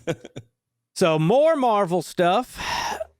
This one's big, and this one, I'm not going to lie, my heart fluttered a little bit when I heard this. Norman Reedus will reportedly be making his long-awaited MCU debut as Ghost Rider, the fucking perfect role for him. That's a perfect, yeah. And Mahershala, it's almost a typecast. I feel like they just typecasting him as a fucking motorcycle riding motherfucker. I mean, he is a motorcycle riding motherfucker. Does he actually do that in real life? No, he yeah, just enjoys riding. Oh, he had a show on like A&E about like motorcycling. Oh, okay. He's like he's like a he chopper dude. Enjoys it. Yeah. Bring back Nick Cage. Bring back Nick Cage. True. Dude, Norman Reedus is gonna be so fun. This, oh my god, I haven't heard better things in a long time. But apparently, I don't know if he does. Does he have the personality for Ghost Rider? What you saw in the Nicolas Cage movies is not the personality of Ghost Rider. I promise you. Not my Ghost Rider. No. Hey, come on, Nick Cage. Bring it back. Yeah. But apparently he's going to be debuting in Mahershala Ali's upcoming Blade reboot, which I'm also excited for. Ooh, yes, sir. This comes from Giant Freaking Robot, which is a pretty reputable source. They typically, if they're putting something out, it's usually true. And they also reported that Deadpool 3 will have an animated scene, which is going to be the X-Men 97 crossover. Oh, that's cool. Yeah, so very exciting, very exciting.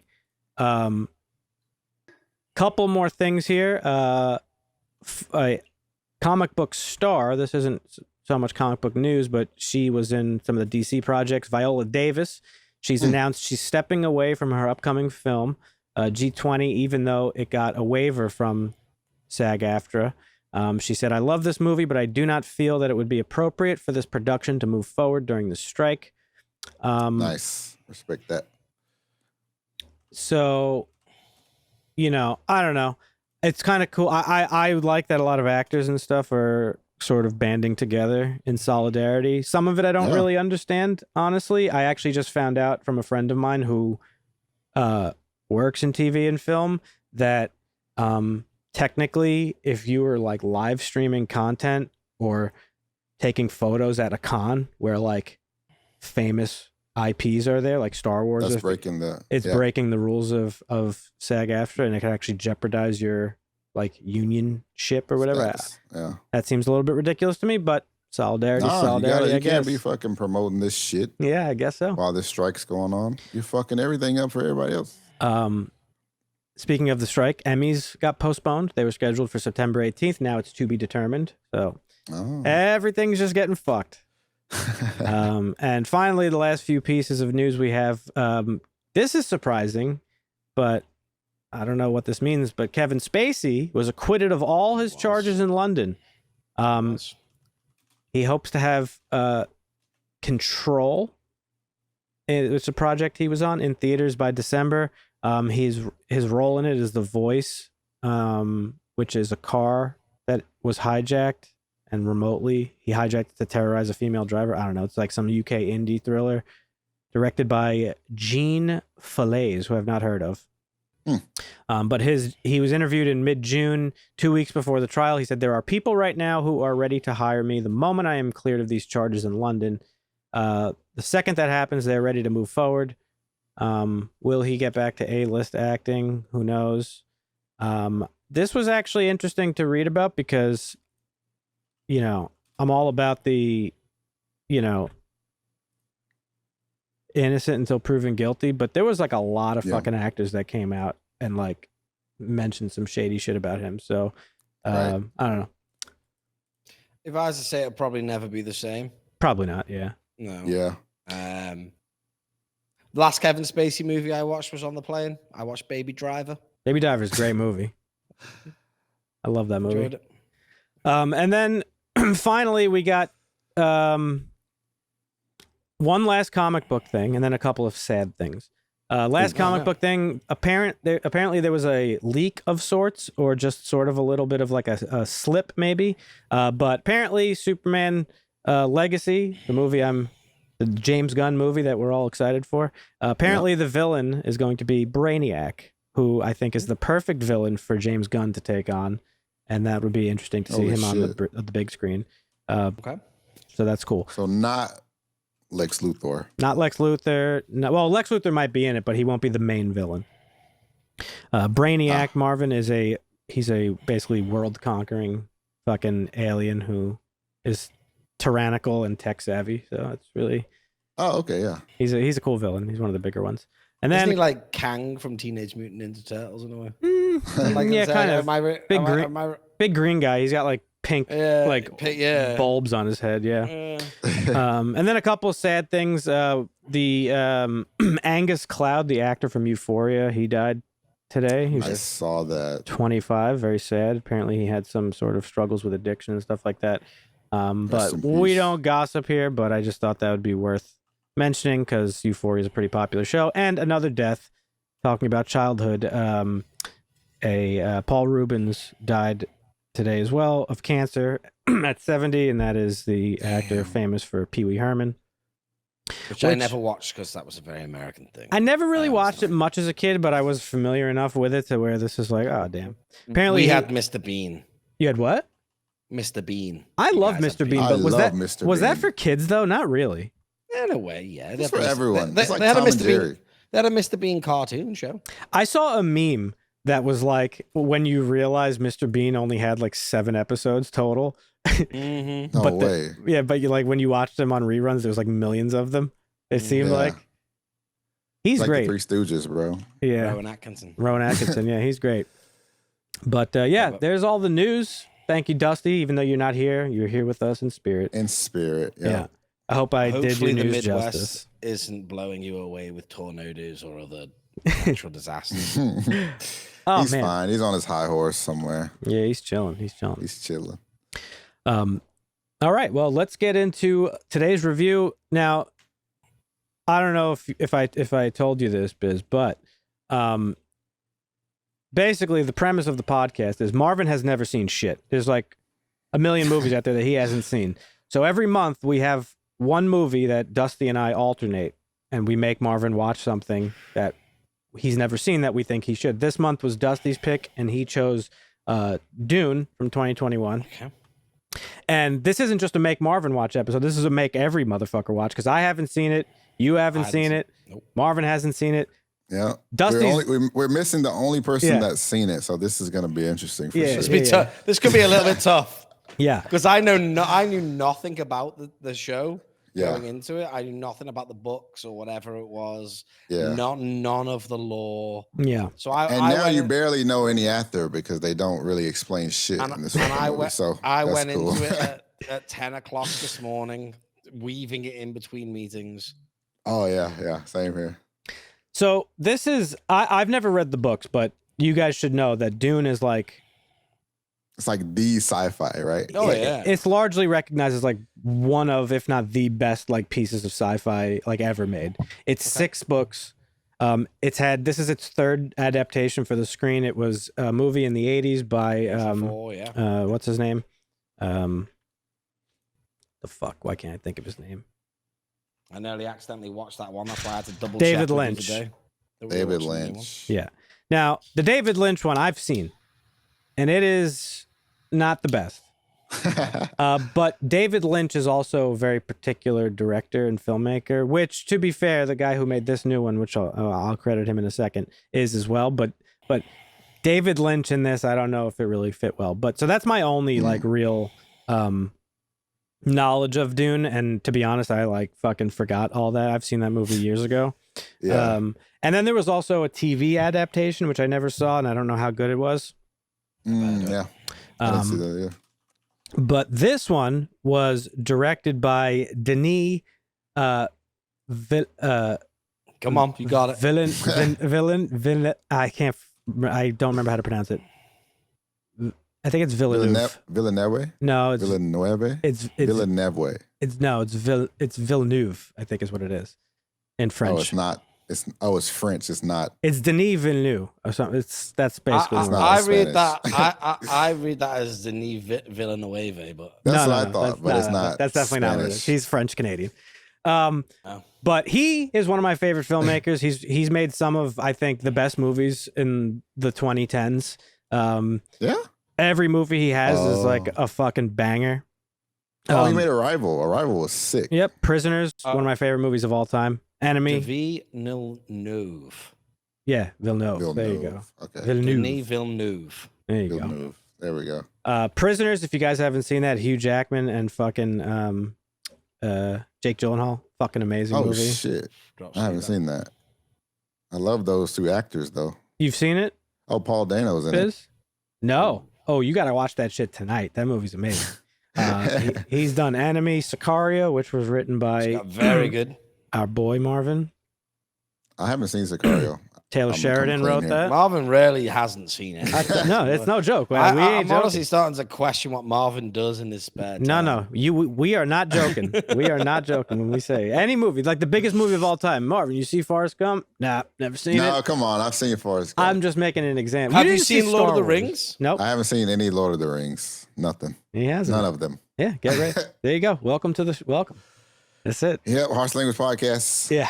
You should have brought me in for that one. I could have sat here for hours and talked about Lord of the Rings. Hey, listen, maybe when we do it, it'll happen eventually. You'll have to sit me down for, 24 hours of basically. Movie watching? We'll have to do like a 48-hour stream of the podcast.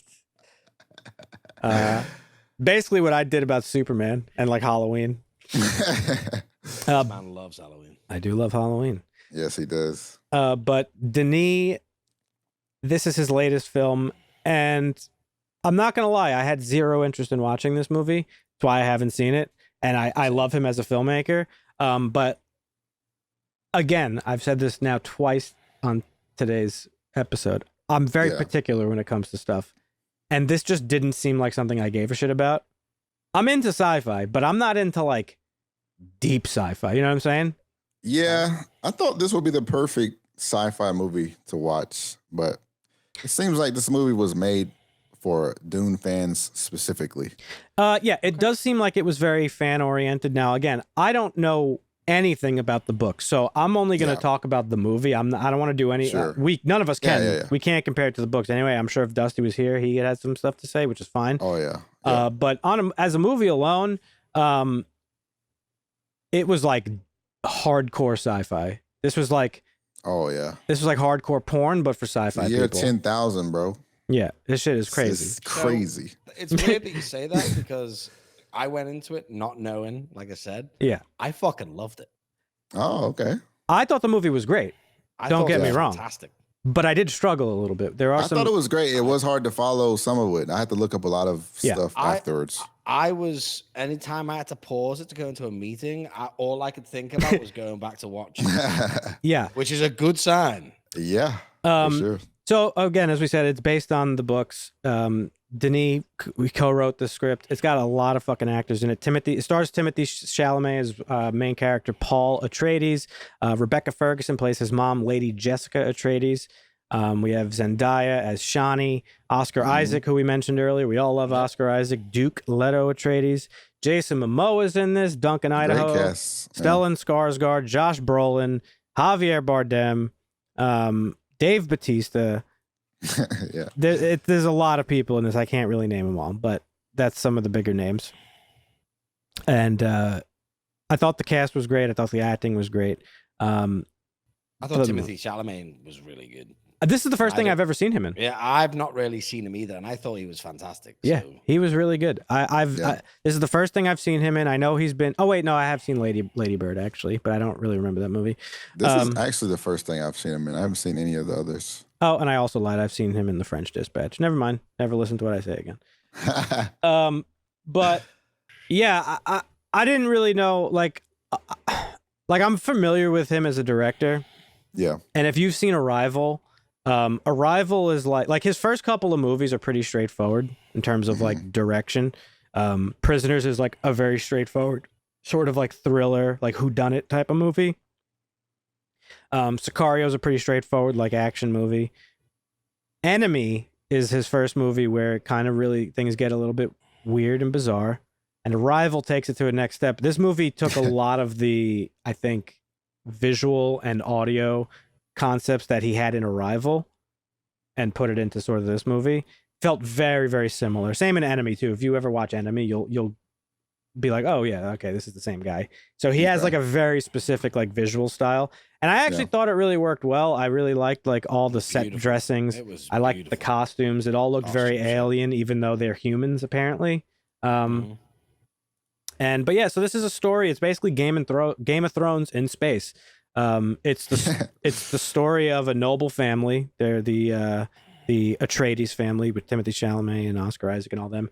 And basically, the universe is controlled by an emperor, and there is this specific planet that has a material they call Arrakis, wasn't it? Arrakis, Spaihts. yeah. Arrakis is the planet, a sand planet, and it has a very rare material in the sand they call Spaihts.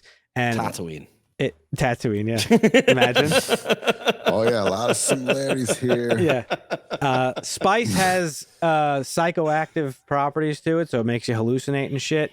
But also, it's apparently responsible for, it's like unlocks the key to like space travel, intergalactic space travel and stuff like that. So it's a very hot commodity. And immortality, apparently. And immortality. Even though they don't explain that much. Yeah, well, I'm actually getting into that. So I'm trying to explain it in a way where it's like I didn't read about it because I only read about it after the fact. Yeah. And so apparently what this fucking universal emperor does is it's very like feudalistic is the way like the universe is ran, and he appoints dukes to basically be like vassals of this planet, and they are in charge of the spice mining and all this stuff. And on the planet of Arrakis are actual people, natives of Arrakis, and they're constantly at war with the people who the powers that are like sort of controlling the planet. Right. And by the time this movie we arrive here, one power is leaving, and our main family is actually being sent there to replace them.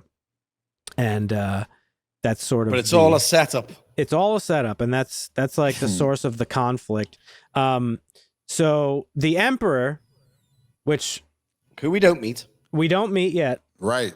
Shaddam. But I did actually go back and watch the trailer for the second one, and I think he's being played by what's his name? Oh God, my fucking brain. I'll look it up, but anyway, I think we're gonna see him in the second one. And Christopher Walken. There you go. Thank you so much. Oh, yeah. No way. Really? That's crazy, right? Yeah. I hope he has the Christopher Walken, goes full Christopher Walken accent. Yeah. So I'm not going to do it. I'm not going to do it, but I'd love to. He has it in the trailer a little bit. It's there. Oh, really? That's so trippy, yeah. But when we meet... I wish I could do it. I mean, he's a great actor. I'm sure he'll fucking crush it. Have you ever heard like Christopher Walken stories, dude? Like where people have met him? Oh, yeah. That's another... But when we have a tail. What's that? Do that again. Hang on. Have you seen the one about the tail where he's like, if you could have a tail, He's like, That was good. He's like, could you fly or have a tail? He's like, well, like if I had a tail, I could get on a plane and fly. That's It's a fair. crazy story. Anyway, So when we arrive at Arrakis, right, we are introduced right away to Baron Vladimir Harkonnen, who's actually played by our boy Skarsgård there, Stellan Skarsgård, which fantastic. the makeup on him, insane. Yeah. He was creepy as fuck. Okay, so I didn't. I thought it was, but I wasn't. I was going to ask this today. Is he the same actor who played Lucifer in Constantine? No, Okay, because that's instantly what I was drawn to, but I didn't think it was. that's Peter Stormare. Okay, but he was. Okay, carry on. What were you gonna say? I couldn't tell. I literally couldn't tell. He played something recently. Where was he in? Oh God, what's that movie where they? John Wick. He wasn't John Wick. He wasn't John Wick. Peter Stormare was. Yeah. No, the one. Oh, you're talking about the other guy. He's talking about was in Stellan Andor. Skarsgård. He was in Andor. Yes, he was in that. That was it. Oh, Thank okay, you. yeah, It was yeah. Andor. That's where I remember his That's face. our boy. Yeah. Yeah. Luthen. Luthen. Yeah. Um, That's why he looked familiar. But for some reason, Yeah. I had John Constantine in my head because the. Yeah. So we meet him. He's running the shit on Arrakis, and what it's called. What's that? Yeah, he could hover with his fucking little back plugs or whatever the fuck those things are. But that's called being a fief or a fife, I think, is what that is. And it's feudal. It's like a feudalistic thing, as I mentioned. And basically, it's like a medieval contract in feudal law where, like, the ruler is like, hey, you're my vassal. Like, you're going to represent me and go run this shit. Mm-hmm. And that's kind of what's going on in Arrakis. But they're getting replaced, as I said, with the Atreides family. And the Atreides family, we meet them. They are like, they seem like they're fucking hot shit in the universe. They're like super high tech. They're like giga royalty. They live on an ocean planet that's like lush and fucking dope. And you know, they're at war, centuries long war with the other faction. So there's going to be some conflict here on Arrakis. And again, that's why I say it's basically space Game of Thrones. So who knows if Game of Thrones kind of ripped this shit off. That was the one thing I loved about it, because I'm a big, obviously being British and you know all about feudalism. European. Well, I'm big into my history, and I think this is why I loved it so much. It's because it kind of crossed over. And you guys may or not know this, but they kind of crossed over multiple eras of time in European history. So so it was like the Roman Empire, the Holy Roman Empire, and like even the British feudal system. They kind of merged them all together. That's why if you looked at the Atreides family, it was all very Roman. It was legionnaires. It was the Spanish bull. You've seen the bull represented so many times, and that was a big thing for the Romans back in the day. I don't know if you remember Gladiator and stuff like that. Oh yeah. That's what it was all about. And then they were bringing in the feudal system with the fiefdoms, and they kind of crossed them all over. And it was as you were about to allude to, it's like the Atreides family were getting too good at what they did. Yeah. So they were kind of being set up to fail, because they were like, these guys are like, these guys are becoming too popular.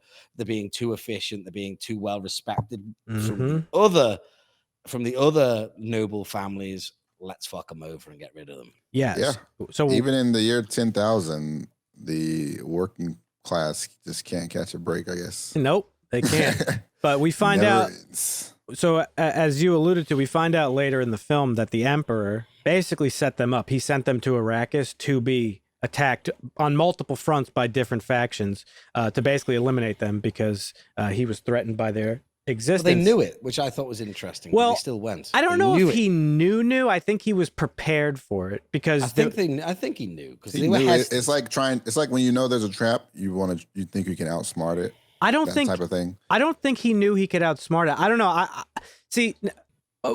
Let's circle back to this, because it connects to something else I wanted to say later on. But so as I've explained here many times on the show, there's the difference between plot and story. And what we describe, these warring factions and stuff, that's the plot of the movie. But our story is about Paul Atreides, played by Timothée Chalamet. Now, this guy's having fucking dreams and nightmares and all sorts of crazy shit. But we actually, as the movie goes on, we learn that they're just visions of his future self. And we're starting to put the puzzle pieces together as the movie goes on. But his mom, who's played by Rebecca Ferguson, who was great, by the way.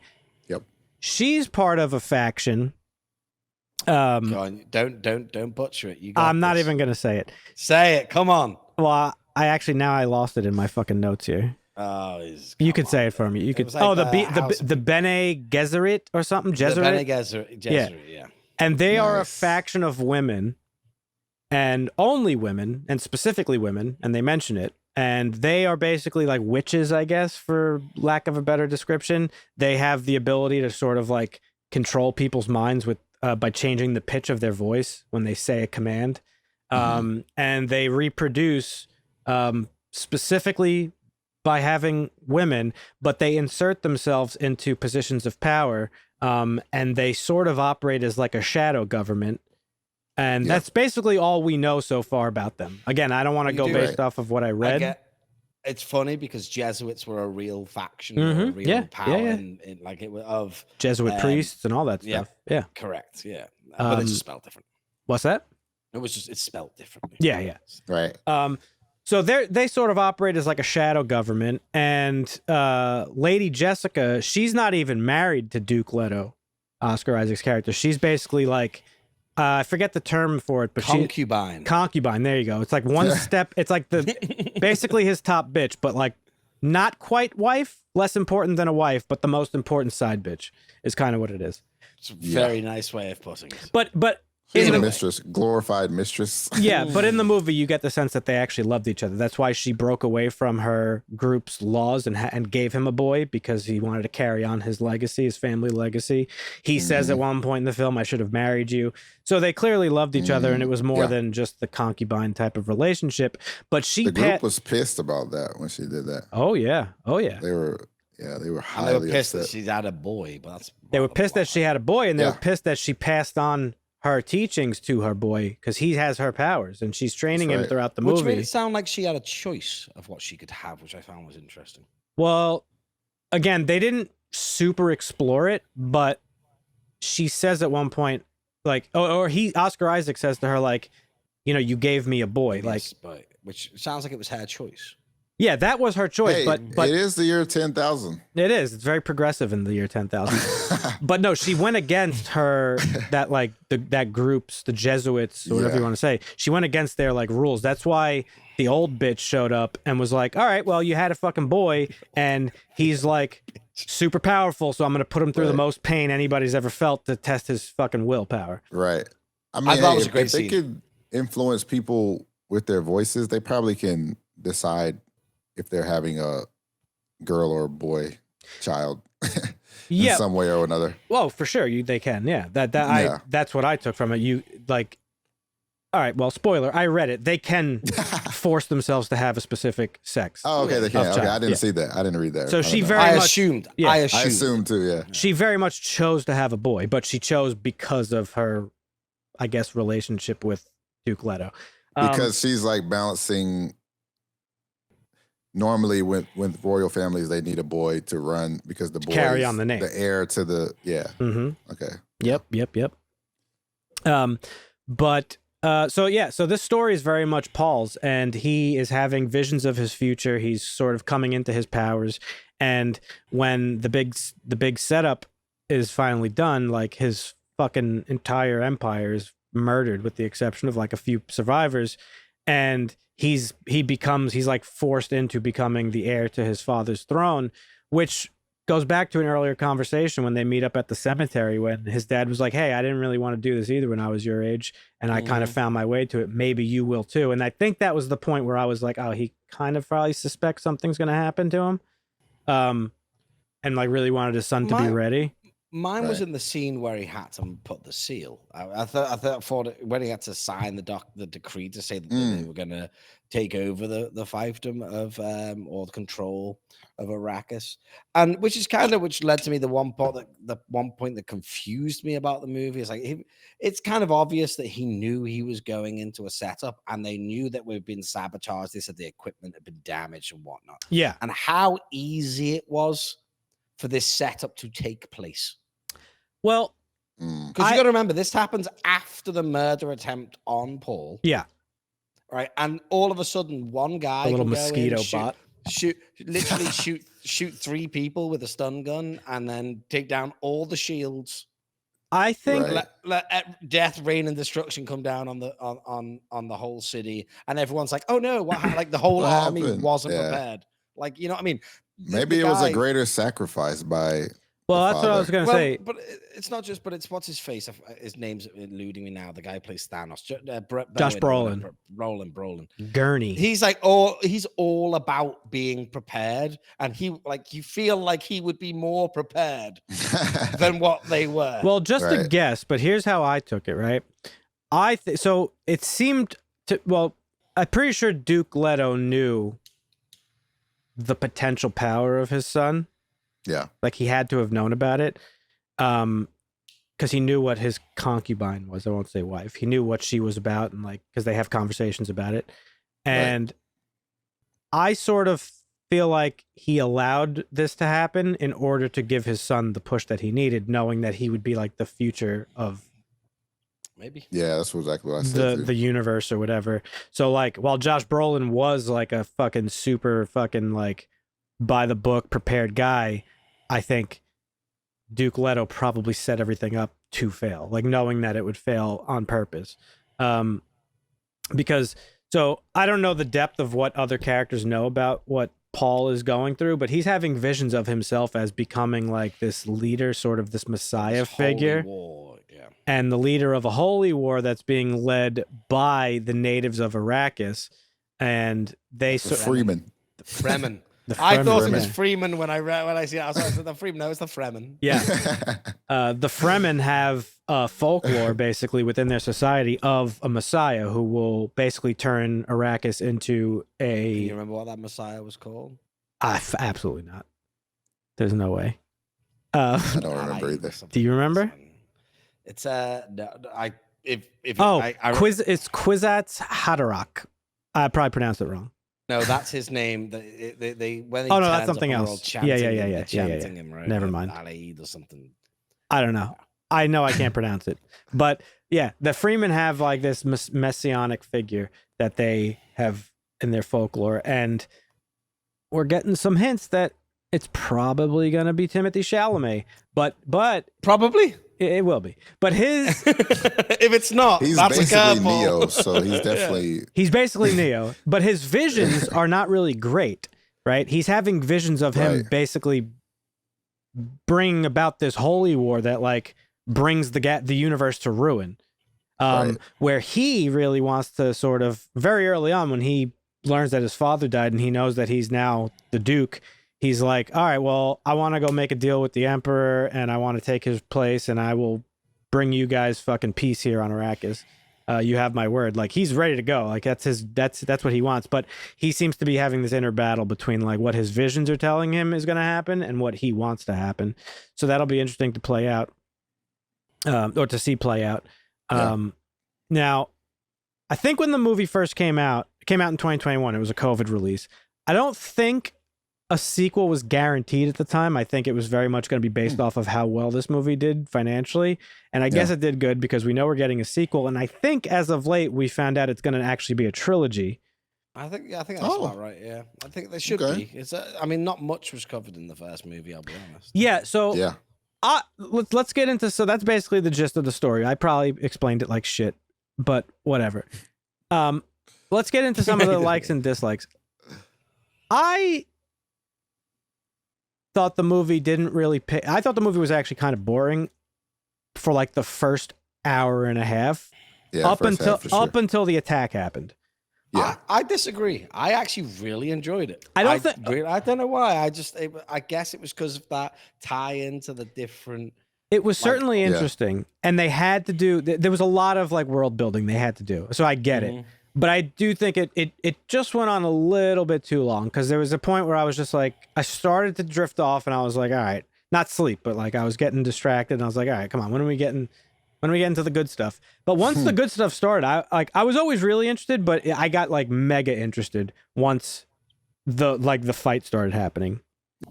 So yeah, I don't know. That first, like, I was into the movie. I thought it was all very super interesting. They had a lot of world building to do. They had a lot of character relationships they had to like flesh out, and I was there for it all. I just thought it dragged on a little bit too long, but I was pleasantly surprised because the whole time I'm like, God damn, this is a 2.5-hour movie. Like, if it's this slow the entire movie, like, fuck no.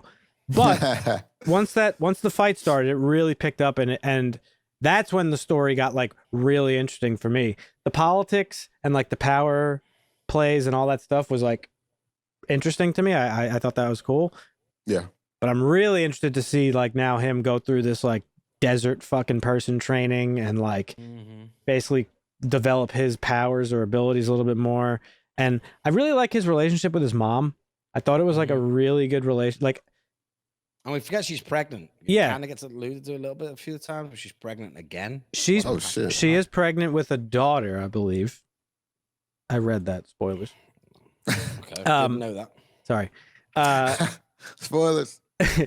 So, yeah, I don't know. I just really like their relationship. Like, you could tell like her family was more important to her than like the fucking witches that she was working with. You know what I mean? For sure. Yeah. So that was cool, and like.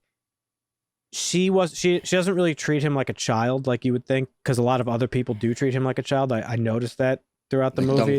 Duncan and him had like a very like weird relationship. Duncan specifically, but also like, you know, well, Duncan and him were sort of like friends.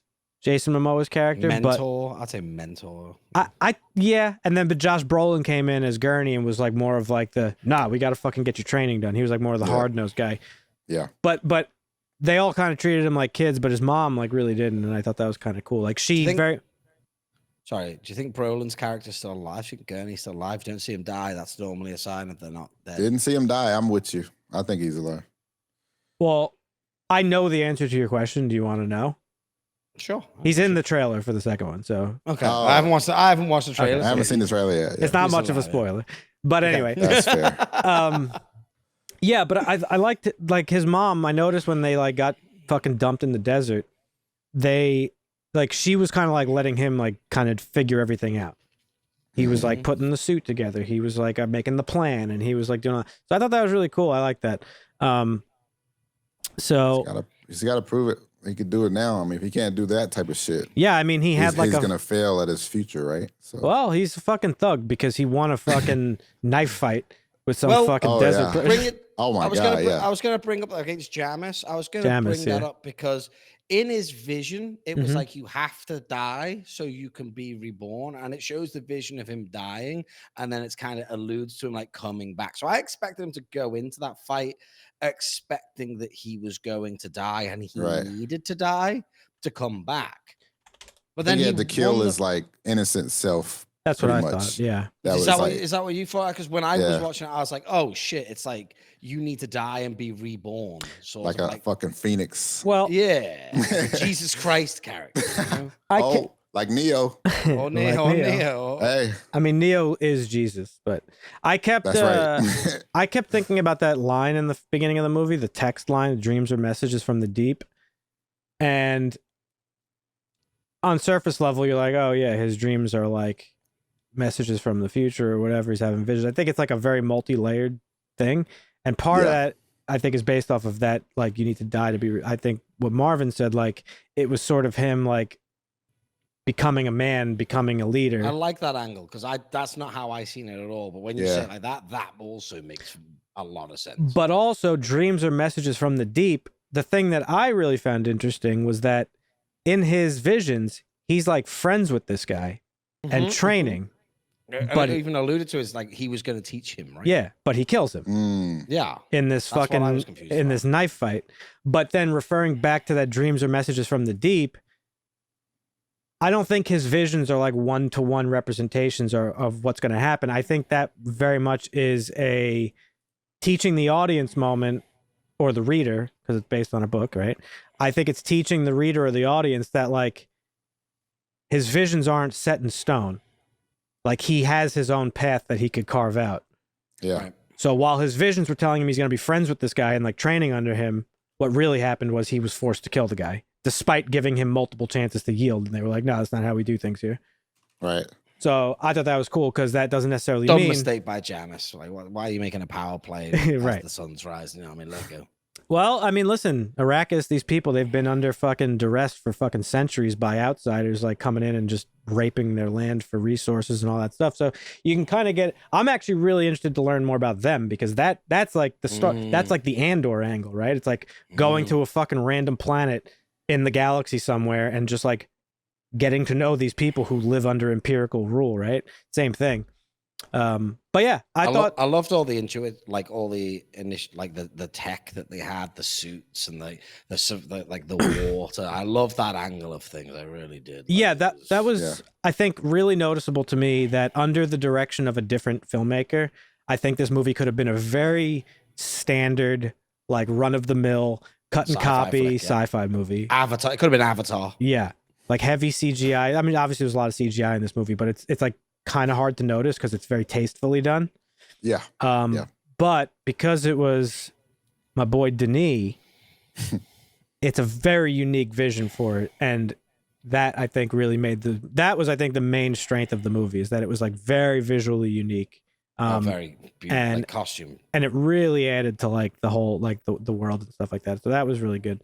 Again, acting was great, but my gripes with the movie, other than it being a little bit slow at first, but I thought really like I was almost annoyed at how little they explained stuff. Me too. Now, I get it. There's going to be more movies, and that was probably always the main plan.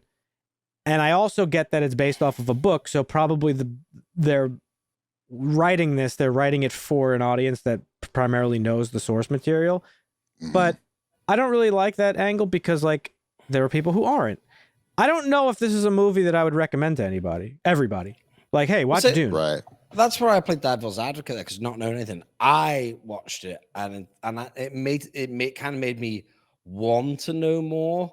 It did for me too. Yeah, I wanted to know more, and it's either like, well, will I go and I'm definitely going to watch the second one. I will and as well. I will probably go to the theater to watch it, which I didn't with the first one. So I would say that was a success on there. Half because it's got me now. It has it, really, but I think, and I may even read the books. Well, that's big. I do like reading when I travel, so I there's a part of me now that wants to learn more because I think it's a cool setting. I won't read the books because I hate reading. Marvin might. Marvin likes reading. I love to read. I may read it. I actually think this may have been better off as a show. I could see it working as a show too. I feel like they need to maybe just stop making books into movies. Maybe just make them into shows so you can really flesh it out even more so. Yeah, especially books like this that are like super rich and like have tons of fucking like mingling storylines and this, that, and the other thing. I think it worked as a movie, and I think it'll work as a 3-parter. I just think that they and it made me want to watch it. I think they did a good enough job of it, but a lot of the stuff, and now I am the type of person that I will like look up more stuff about it after the fact. The fact that I had to do that, I think, kind of is a little bit of a negative because I like that though. I do too. No, I do too, but I don't think general audiences would. Yeah, most people.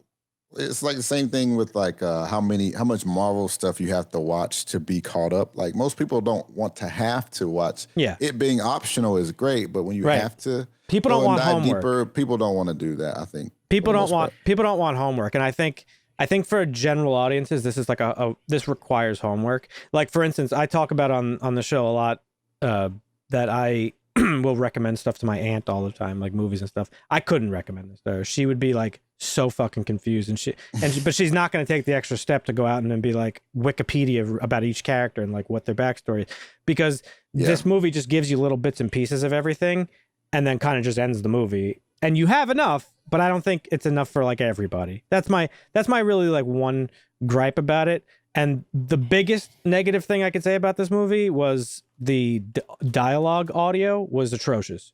There was I had to rewind so many times because, especially with his mom, you just like couldn't understand what they're fucking saying. at a lot of points. Subtitles, baby. I never had that problem, but I always watch things with subtitles. I don't. as well, I hate so. subtitles. I love subtitles. See, I'm a big subtitle. I think, Big. They're super distracting to me, but I guess maybe I should adopt the strategy because there was multiple times I just couldn't understand what the fuck they're saying in this movie. So I had to look it up. I don't remember if they went over it or not. The lack of like computers in the movie. What did you guys think of that? I never thought of that, but I actually didn't think of it. For a very sci-fi movie, there's not much like high tech shit there, right? Well, everything I looked it up. So they said a little very more than dystopian in a way. Yeah, it is. A little more than 10,000 years before the events of the movie, there was an intergalactic war between humans and artificial intelligence. So regardless, humans won, computers were banned. Okay. That's That's where we are interesting. now. So they don't trust they don't trust, computers, artificial intelligence. Everything was very analog, even like the space controls, like you could see. It was also very organic. The ships were like bugs, and there was the little fucking mosquito bot. They were cool.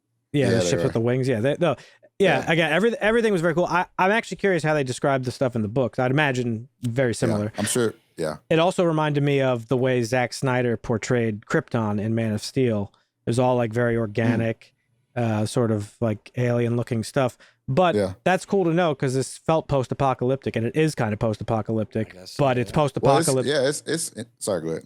I was just gonna say that it's the bounce back from the post-apocalypse, which you don't really see in post-apocalypse movies. You just see the fallout and the shit. You never really see like, oh, hey, there was an apocalypse, but now we've got ourselves out of it. Yeah, we're building back better, baby. And it's very interesting to imagine the future, as far as like, because we always think future as high tech. Everything's gonna be high tech, but then you see this and it's like there's no tech. Or like you said with Krypton, it was super high tech. Let's be fair, but not. No, not it in is the way super we're high used tech, to. but not in the way that we're used to at all. It was more like technology needs must, not like over the top technology where everyone's reliant on it. It's all technology used to survive, which is it was all very survivor based. That was cool. And apparently those are visors to the dukes or whatever of each place. The ones that roll their eyes back with the they were like basically supercomputers that are kept alive. And so they don't have computers, but they keep these people alive and that learning makes sense. To I was reading a little bit. It's a lot to unpack. There's that scene when they arrive and they're like, oh, how much does it cost for them to come all the way here to tell us this? Yeah. Right. Yes. I will say there's only one like major gripe I feel like I had with the movie. And that was just that the main character's name is Paul. It is a very basic. And everything else is weird as fuck. Yeah, everything else is like deeply like tied into like Roman and like I said, that historical style. Paul, isn't that like a Christian name, kinda? I get it, but when it's Italian, true. Obviously Atreides, and like they're trying to portray this like Roman style of living and culture, and his name's Paul. If his name was something like Lucius or Atticus or something like that, and then you've got like Duncan thrown in there too. Leto. So Paul is a boy's name in Latin origin, derivative of Paulus. This name means small or humble. Paul is a popular choice among Christians and is associated with the disciple St. Paul in the Bible. He was a key figure in relaying the teachings of Jesus and preaching the gospel. It was just weird. It certainly was. For sure. Me, it was like if his name was something a little bit more historical. Absolutely. Yeah. This is funny because this is like a coded gripe, and Coda's not here. That is a Dusty gripe for sure, yeah. Oh, sorry, Dusty, sorry. Duncan's a normal name. At least Jason Momoa also had a normal name. Jason Momoa, by the way, in that film, I didn't think he was good. He was fine. He filled his role. He stood out. He did, but for me, it was like in some scenes he looked really jacked, like the Jason Momoa we know. But when he was like in his pilot sitting down, he looked kind of fat. And I can't call anyone a bit chunky. That's funny. But he looked a little bit chunky, and then in other scenes he just looked jacked. But I did like the force fields that when the fighting, when the red flash up. That was pretty cool. Yeah, it was all very visually stunning. Is basically the best. The sand, the Shai Halud, the sandworm. Like when you finally see it, was fucking like breathtaking. It was like, oh Yeah. fuck, that shit's crazy. Like you knew it was gonna be crazy, but it was fucking crazy. So did was this written before or after Star Wars? It's a good question. Because that sandworm was giving me such Sarlacc vibes. It did look like the Sarlacc pit, yeah. Dune novel, 1965. So it's before. So George Lucas stole that. George Lucas. He fucking picked up a little bit. I get so much credit. He borrowed a little bit. That's he what took I- a little something right there. And that's bit what of I this, a little bit of said. that. That's what I said earlier. This guy, like, he just fucking mishmashed a bunch of ideas he had, but people like rise him up to like, oh man, George Lucas. Like, okay. Yeah, I mean, he was just the first past the post, buddy. Yeah. People don't even remember That's the first. right. Yeah, he got the budget behind him Exactly. before this. But I would say, like I said, I mean, if someone was to ask me, did I enjoy it? I would say very much. I enjoyed so. it. I Yeah. don't know if you give ratings out of 10 on this, but We do actually. So I was going to we bring it up. do. We're probably at that point. It's a bit of a meme because whenever people talk to me about movies, I always reference IMDb. It's a meme well. because ratings. IMDb is Dan's god. IMDb is basically. my Bible. I hold their ratings very high in high regard. But we know that ratings and just critics and shit in general, we think it's stupid. But as a meme, we put a rating on the end of everything. So it's got an 8.0 on IMDb, which is very high. I would probably give it like a 7.5. I'm right in there. I give this an 8. I think it deserves That's an 8. exactly what I was going to give it as well. It's Yeah. funny that IMDb is full 8 for me. You know what? I agree. I'll give it an 8. If it was like fleshed out a little bit more for Yeah. me, as far as like a first time Dune viewer, it would be higher. But That was the only thing I it was ran definitely into. enjoyable. That was the only thing I ran into a little bit. Like they give you enough where you could follow it, but like it was also not enough to where there are lingering questions where I had to go look stuff up. I didn't have to because I know it'll be answered, but I don't know if I enjoyed it more because I kept having to pause it to go and do work and stuff. And then that was giving me that, like, I need to get back and see what happens sort Yeah. of thing. Right. You know what I mean? But that made me enjoy the movie. Maybe I need to do that with movies more, just pause it, walk away for 30 hey, minutes. sometimes you got to walk away. Look, Marvin said he fucking started watching Flash I 3 love pausing movies. 3 days ago. I can't. I have to do it in one sitting. That's the thing. I couldn't wait 3 days. It'd have to be in the same, like, afternoon. Yeah. Marvin will be like, I started watching Batman last night when I was sleeping. It's like, Pick it up when I wake up. yeah, I can't be doing that. Nah. No shot, dude. When did I fall asleep? What do I remember? Like, Yeah. yeah, no, but I would say, I would recommend it to people who haven't seen it. I enjoyed was it. great. Yeah, it's a great If- movie. It's objectively you're a a- great movie. If you're a sci-fi fan, Mhm. Yeah, if you got to check it out for sure. because I agree with that. really want to see the second one now, and I'm kind of glad I waited 2 years to watch it because now the second one's not that. I the am good too. thing, I yeah. am too. Yeah. Yeah, no, for sure. Because I think if I'd have watched it in 2021, I probably would have forgot about it now and not give a shit. Go watch the David Lynch Right. one for fun. This one or the 84 one, Yeah. maybe. Give it a little comparison. But yeah, I don't know. Is there anything else you guys want to touch on? That's pretty much it for me. I mean, I just looked up. I was curious what the budget is going to be for the second one. So $8 billion. no, so the first one was 165 million, of course, and the second one is actually going to be less, which is interesting. So Dune Part 2 is reportedly on January 2nd around 122 million. So like 40 million less. So that's interesting. That is It interesting. doesn't mean anything at all, but that is interesting. It's usually the opposite, I feel like. I do have one more gripe for the people who have not seen it and maybe have only seen the trailer and remember it in 2021. Yeah. Zendaya is portrayed as a big part of the movie. She's not. She's just Not yet. Not yet. That's true. But I remember in the trailer watching, not knowing anything about it before I went into it, I was seeing it, remember bits and pieces of it, and she was all over it. Yeah. I remember that. Yeah. And that's the just bait and dumb. switch. That's dumb studio marketing shit. Yep. But one thing I can say for certain, my boy Denis Villeneuve is continuing his streak of master filmmaking. I think That's again, good. I think that's That's my good. biggest takeaway. In the hands of a different director, this could have been a very different movie. I think. Yeah, for sure. I wonder. I'm curious. Go watch it. Just go watch it. If you haven't Yeah, watched it, go watch definitely it. recommend. I want to see Yeah. what Dusty has to say next week. He'll fill us in. and let us know. Because I'm pretty sure he's read the book, so I want to know. I'd really like to know how accurate it is to the books. So if you've seen it, folks, listening, watching, let us know in the comments what you think about it. If you haven't seen it, we all recommend it, probably. But yeah, any final words from you guys? Nope. Go check it out. It's great. Thanks for having me on. Yeah, thanks for coming on. It was really fun. Love your origin story. That was dope. It's my super villain. Yeah, that's your villain origin story. and we can say that this podcast was 1 cigar long. Oh, really? Nice. You've only been on one? This is the same one. Okay. Well, I mean, we came in. Our shows usually go around 2 hours, so we're right there. We're gonna use that as our slogan or something. Yeah, how many one cigar long. Guaranteed to be 1 cigar long. That's a good slogan. You can say guaranteed. You know. Oh, guaranteed. I like that. That's good. That is good.